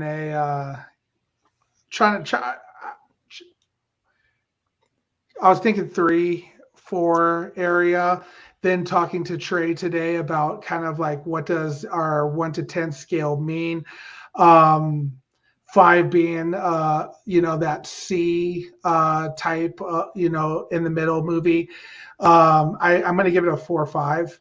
I still think people should see it so they can judge themselves. I think you may really like this Batman. Me being a Superman guy, again, I like that overpowered awesomeness, that, big time superhero. So when I hear people judge or say Batman's better than Superman, I think of now Pattinson as a comparison to trying to compete with Superman, and it just doesn't work for me. I would say 4 or 5 personally. I think that I still think people should go see it. I think that Matt Reeves is probably the reason why I scored this lower than what people may have expected. I think that if maybe Matt Reeves didn't mess up on a few things for me, I would have rated it higher. But yeah. Okay. Man. Because I give it that just under C, D type thing for me. I will watch it again after talking to you guys to see if I ease up on them in some places that I really struggled with after talking to you guys. But yeah, that's where I am right now. For me, honestly, I was at like a 8.1 to an 8.5 or 6. That's originally when I first saw the film, like that's kind of where I was thinking, somewhere in that area, like, because I had a few issues with it, but I thoroughly enjoyed it. Corey and Batman, you guys brought up some points that kind of made me realize there was some things in there that I didn't catch that I was like, yeah, probably not my favorite, and I can't really defend it. It was just kind of bad in those specific areas that you talked about. Right now I'm kind of hanging at a 7.9 out of 10, but here's what I would say. I have a feeling that it could potentially it could go higher if they pay it off in the sequel. I feel like it was a really solid start and like it's leading to some really cool things. I was let down in a few areas that was kind of like maybe it was wrong to have an expectation that the Court of Owls clearly should have been around somewhere in this area, or at least hinted at, and maybe there is a hint in there and I just missed it, but as far as I can tell, no one has been able to point it out. The Bruce Wayne wasn't my favorite take. I did like the Batman, the detective noir style, and I hope they continue that detective noir style, especially the narrations going on. I think if they pay it off in the sequel, I'm back to that 8-1 to 8-6 area. I think that's reasonable. Like, obviously, we know this is going to be a series. There was certainly good elements in this, and that's why, like, you need to see freaking Colin Farrell's performance alone. Like, you need to see that. That was amazing to me. Yeah, I think it could definitely, my score could improve if, following movies are better. But yeah, I think we all agreed that there's some issues. People like as I kind of looked out of it, it's kind of like Man of Steel in a way, where many people didn't appreciate Man of Steel until they saw, or even like Batman v Superman, where people didn't like that movie until they saw Zack Snyder's Justice League, and then they went back to it and it was like, oh my god, this is actually really good. So I think hey, Comic Book Craig Movies, dude, it's been a while, dude. It's great to see you. Hey guys, just wanted to pop in and say hi. I haven't seen the Batman yet, so I don't want any major spoilers. Have a good night. Oh yeah, sorry. Hopefully we didn't spoil anything for you, Comic Book Craig. So looking at Dan was a 6.5, I was a 4.5, and you're a 7.9. So that puts our group score as a 6.3. As a 6.3. Some of the chat tonight, they're saying 7 out of 10, so that kind of gets closer with Baby Girl. I'm glad to see this. Jurassic, fantastic. Liked it 8.5 out of 10 for him. Lucas Ironside said 8.5. So I'm actually really glad. And again, I would say everybody who was in the chat Friday night, as well as yourself, I'm appreciative that you guys told me to go see it, because it was nice to get out of the house and go to the movie and enjoy the experience and everything like that. And I think that was important, because I will say that, kind of re-listening to the music score again, that was highlight. Was better, because during the movie I wasn't that thrilled with it, but kind of re-listening to it again later, I was like, it actually sounds pretty good. I mean, that Sonata in Darkness track is really cool. I love the Sonata in Darkness. That's a great track by Michael Giacchino. Yeah, like I said, I do like this film. Like, I will definitely watch it again, and I'll probably watch it a few times. Is it my favorite, greatest Batman film of all time? I don't think so, but I think it's one of those films that could potentially grow on me, especially as I see the sequel in the direction they head with Robert Pattinson's Batman and his Bruce Wayne, to see if his Bruce Wayne continues to grow. Because if in the sequel his Bruce Wayne is still antisocial, socially awkward, not really doing much to help Gotham on the day end, then there isn't character growth going on. Like, he's not realizing that he has to be more, other than maybe Batman is just not such a a dark character anymore. Like, the Bruce Wayne element has to get stronger. And like I said, if that improves in the sequel, then I'm going to go back to this film and have more appreciation for it. And that's kind of what I was talking about in our non-spoiler review, where I was like, I'm more excited for the sequel more than I liked this film, because I think the sequel is going to really satisfy some character arcs for me that I didn't get quite in this film. Well, that's kind of like the flip side, though, is like it can make the sequels can make the movie retroactively better, or if it falls flat, it can make the movie retroactively worse. Absolutely. I'm like you. I want the Reeves verse as well. I want to see more of that. There's a lot of great stuff that was set up. But there's some great things they're setting up. And this is why I'm kind of concerned about the echo chamber, the critics and a lot of these other people who are praising it as this perfect movie. It's like, guys, that's not gonna. If Matt Reeves listens to some of the criticisms that fans say, I mean, I'm not someone who says the director needs to listen to every single thing fans say, but it's not like a bad idea to kind of listen to it and like, you know, think about it and say, oh, this is a good point, or oh no, I'm gonna stick with my guns. But like, I think it's good for directors to kind of hear some of this criticism, like, you know, just little things like, you know, I'll work on his Bruce Wayne more. I'll kind of, you know, maybe not cram so much in, you know, just maybe things. send him on a journey to learn some of those martial arts skills from, you know, in the mountains and stuff like that, from the League of Shadows or something. Assassins, that's only Nolan that called it Shadows. Well, actually, Young Justice did that too. Young Justice kind of followed that Young as well. Justice did it too, or the, you know, like the League of Assassins, Yeah. But I think we could all agree this is a movie that you should see. You may like it, you may not like it, and but it's at least worth seeing. Yeah, and if you're gonna see it legally, please. Don't boycott pirating. Absolutely. That's not boycotting. Well, April 19th it comes to HBO Max, so if people are willing to wait for it, go right ahead.